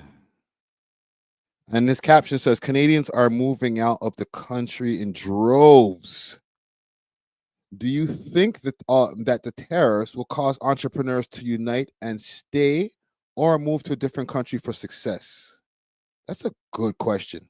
Canada may be in conjunction with the provinces, but they should have set up a small little group, 3 to 5 people, send them down, early November after Trump won, say, we want to meet with your team and let's You got to learn the music down, Jesus. discuss what needs to be done to cooperate to make sure there's not going to be any trade dispute. And if they had done that, there would have been an agreement. There wouldn't be this tariff threat. We wouldn't have lost because of the tariff threat.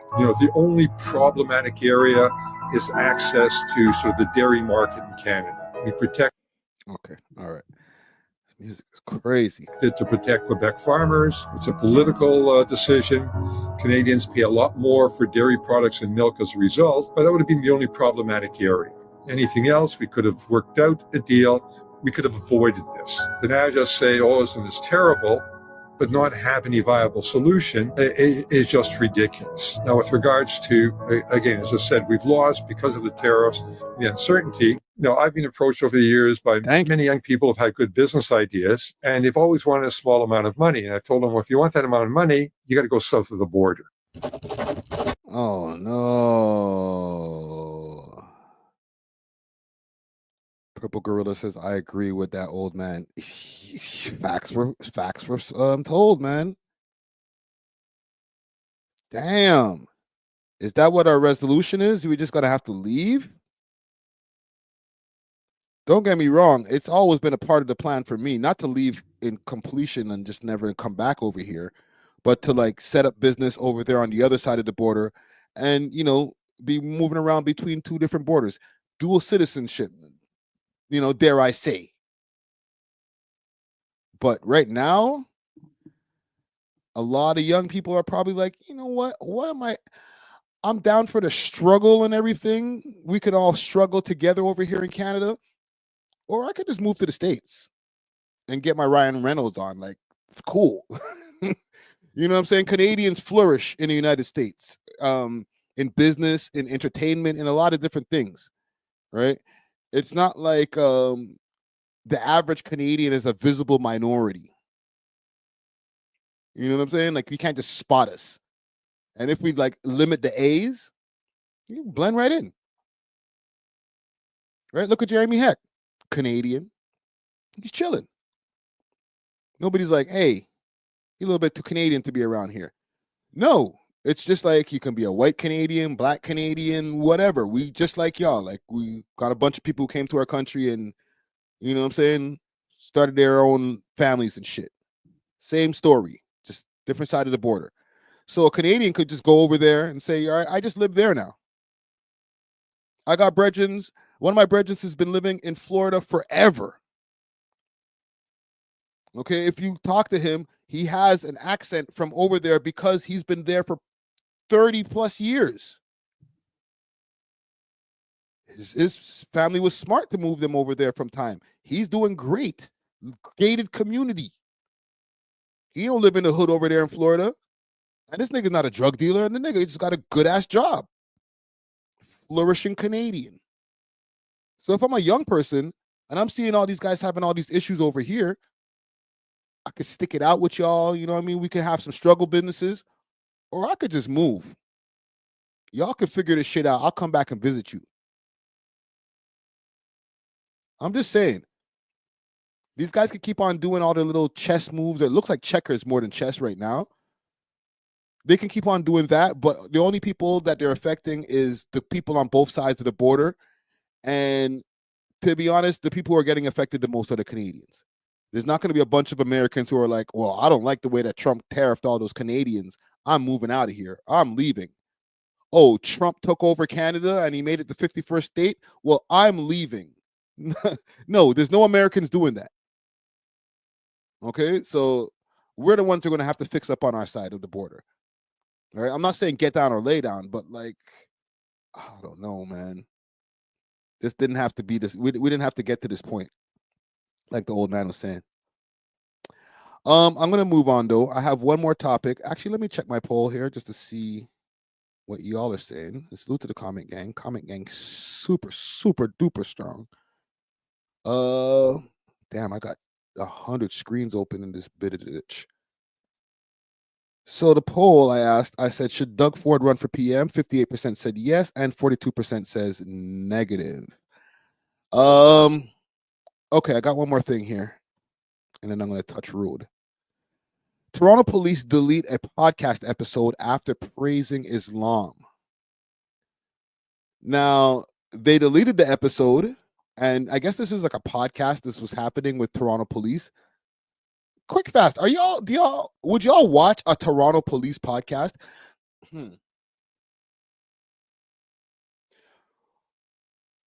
Just a hypothetical. Let's just mentally massage this. Pause. Besides just watching a Toronto police podcast, like two policemen like talking shop, you know what I'm saying? Hey, you know that takedown that you did the other day? I like how you did that pit maneuver. Crazy. Right? I don't know what they would talk about on a police podcast, right? They talked about Islam, and we'll get to the clip. But before we do that, I want to ask you, and for the repost as well, would y'all be cool with me having a policeman on the podcast? 1 in the chat if it's a yes, 2 in the chat if it's a no. All right. If I can get in contact with any officer, detective, or whatever, and we're doing a hypothetical, okay? I'll reiterate for anybody who tries to clip this. This is a hypothetical. This is a hypothetical. I have not spoken to police. All right? Disclaimer alert. But obviously the police do watch the show. Okay, and I'm not talking about, I'm guessing or whatever. I bumped into police on road. I told you all about the story at Rolling Loud. So I would imagine that there's more than just that one officer that I bumped into who watches the show for entertainment or watches any clips for entertainment. Okay, if I can get in contact, I see one of the boy them on the road and I'm like, yo, do you watch the podcast? Can I get you on? 1 in the chat if you're good for that. 2 in the chat if it's like, nah, Friday, you're gone too far now, Bridget. The boy them are on your show, Babylon. This guy really, and the man's wearing a uniform. Friday's just this. Friday's a pack. But would y'all want to see that? I see 2 1s already. Would y'all want to see a policeman on the show? I just, just a thought experiment, quick fast. I gotta check the temperature. Hold on, let me read this. I would, but I would be very careful on what I would say and wouldn't use my face or real name. Listen, we could talk about it. I doubt that a policeman would be on the show. And I'm sure there's policemen watching right now like, Friday might have a good idea right there. Now you cooking, Friday. You weren't cooking for the last 3.5 hours, but now you cooking.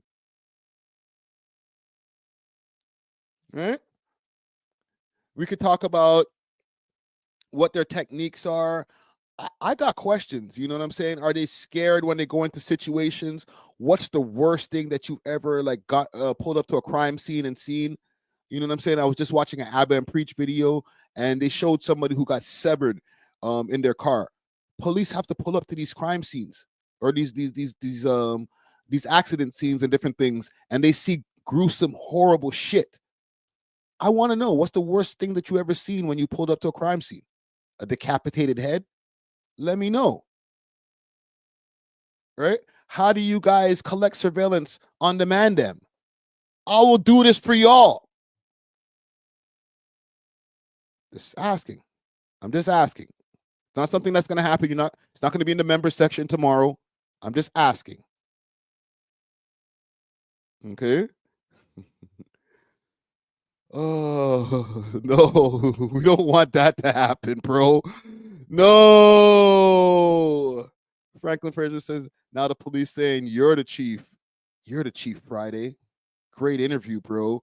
Giving me dap. We dapping each other in the interview. Yo, salute. Thanks for pulling up, fam. We got Detective so-and-so in the building. That's my homie. No. Gucci goes say, wicked man, if you ask. I'm asking that. Were you crazy? One of you guys pull up in front of me. There's no disclaimer. You can't ask me this, ask me that. No. You can't back up now. If I ever was to take the chance to interview a cop, I'm asking anything I want, bro. You know what I'm saying? You ever steal a brick from a guy? Tell me, come on, bro. You stole a little bit of a, come on, just tell me a half quarter off of somebody's ounce, bro. Come on, bro. Let's talk about it like there ain't nobody else watching the shit. I'm just saying. But yeah, not to get too sidetracked. We're still on the police shit. So Toronto police delete podcast episode featuring officer who praised Islam. Oh no. How dare you praise the biggest religion in the world? Whoa. You guys deleted the episode? Disrespect. It's because through social media, a lot of people after October 7th started learning about Islam. They did, yeah. And they said, okay, what is it with the religion that why is it so hated? Yeah. You know what I mean? Why are they being attacked all the time? So people say, you know what, let me learn about Islam. And there have been a lot of reverts. Yeah. Hold on. I'm gonna have to play this again because I'm getting distracted by their set. The set is kind of fire still. Holy shit. I'm not supporting the boy them. That's not what I'm doing here. But you got to admit, that's kind of fire. They got the logo on. It's not even like a sticker on the table. I think like the table was built around like they've made it around the logo, fam. The clean setup, right? In the back, not no bunch of shit over there. They look like they're almost in an interrogation room with the mic set up. Cord, they got way better cord management than I do. I don't even know where these cords are going. They're just going into space. Right? I salute to RTN Canada for the post here. Mwah, immaculate set conception right there. Whoever put the set together for this, kudos to you, fam. Holy. It's great set design. Through this whole process, I couldn't imagine. Like I guess when you're on social media, most of the feeds come through you. Once you see one, it just keeps coming. But the amount of people that are reverting to Islam is unbelievable, and they're just I guess through education, right? They're actually educating themselves and saying, what is it that Muslims are being targeted, and why are they being targeted? Let me learn about this religion. What are these accusations that they're saying about Islam, and let me learn about it myself and figure out, hey, is it actually true or not? Yeah. And I think this cop, like from what I could see right here, he doesn't, and this guy too, both of them, they both look like they're off-white. They're not even, they look like they're Arabs, actually. All right. Can I, is there any names for them there? Let me see. I'm just going through the comments. Because they look like they're too, they don't look like they're just like regular white. You know what I'm saying? They look like they're like white Arabs or something. You know what I'm saying? So I could understand why they could be having this conversation. Like, yeah, like our people are great, man. Like shit, man. Yeah, what up? All right. I can't see that happening with like an Anglo-Saxon white at the table there. So for them to be having this conversation is not out of pocket to me. For the episode to get deleted, what the hell is this podcast in the first place? And I hear what he's saying too, just to address what he's saying too, about people finding out about Islam after October 7th. There's a lot of people who demonize Islam, and they'll try to connect it to terrorism and different things like that. I'm using words that are just not good for YouTube right now, but sorry, YouTube. That's it. Yeah, they'll try to demonize the religion as a whole and the people that follow that religion, even though that religion is a religion of peace. And I'm not saying this from the perspective of being a Muslim. I don't have any religion. You know what I'm saying? But I've done enough studying, and I've done enough. I've been around enough people to know that, you know, somebody who really follows their Muslim faith is a person who's a very peaceful person. You know what I'm saying? They're not on some war shit. You know what I'm saying? Country to countries may have different customs as far as like what people have with their beliefs with women and stuff, but as far as the religion itself, it's not here to you know, divide people or, you know, get people into some war shit. So when people, you know, they try to connect the Allahu Akbar and all that, when people are in these war times, it kind of bastardizes the religion, and it makes it easy for propaganda, for people to use it for propaganda. So I don't know. I just don't like the fact that they would delete this episode. Would they be deleting the episode if they were sitting there talking about Jewish people in like in a good way? Because they weren't sitting there bashing Muslims. They were talking highly of Muslims, and it got deleted. Yeah, it's a lot of racism. It's funny you say this because you know, through social media. So okay, this is a message from the Toronto Police. That off the screen. We acknowledge that the recent episode of our podcast, Project Olive Branch, has caused significant upset and concern in the Jewish community and beyond. I understand, I guess, because Israel, Hamas, yeah. Not yeah, but I understand the Jewish community catching offense, but I'll continue. That was not our intention, and we apologize. The podcast has been removed. We recognize that the Jewish community's profound pain and anguish as a result of October 7th and the ensuing rise of anti-Semitism.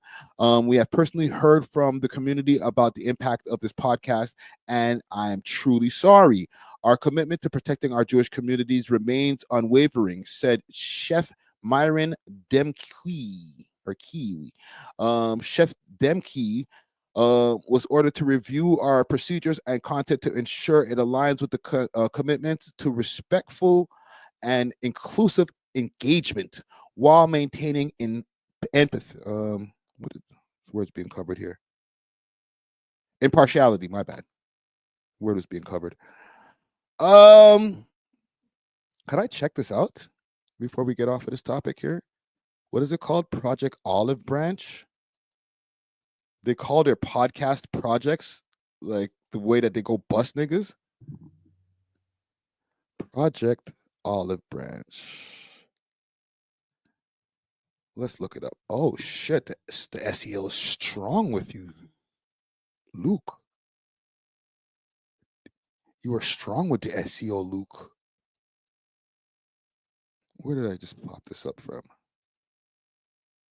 I got mad shit open. Okay. Olive Branch.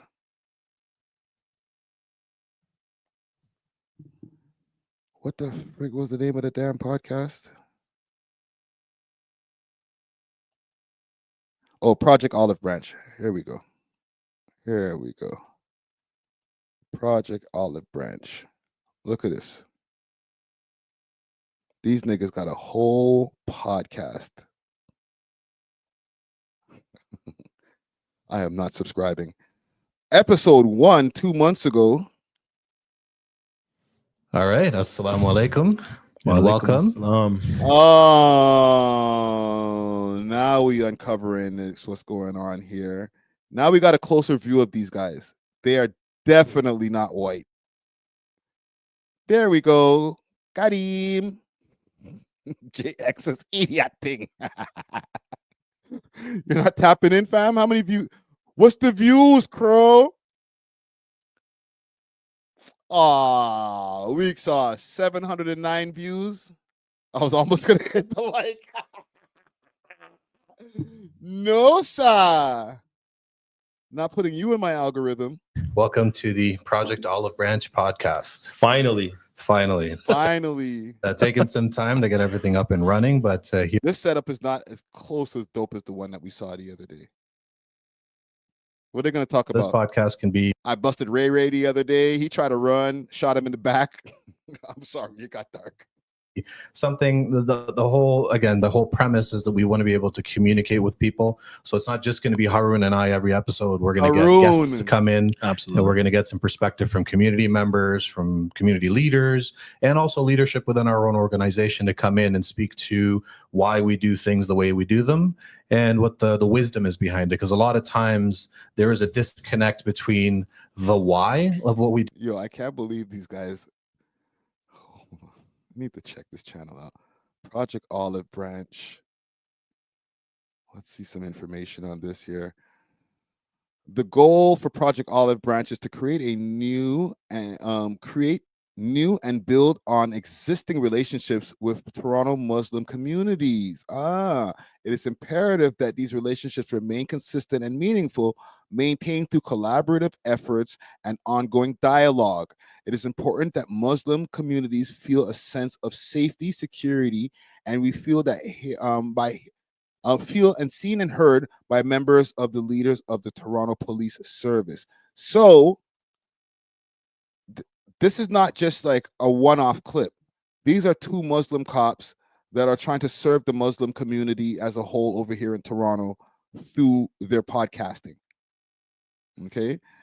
And if they're podcast fans in Toronto, more time they might be watching this right now.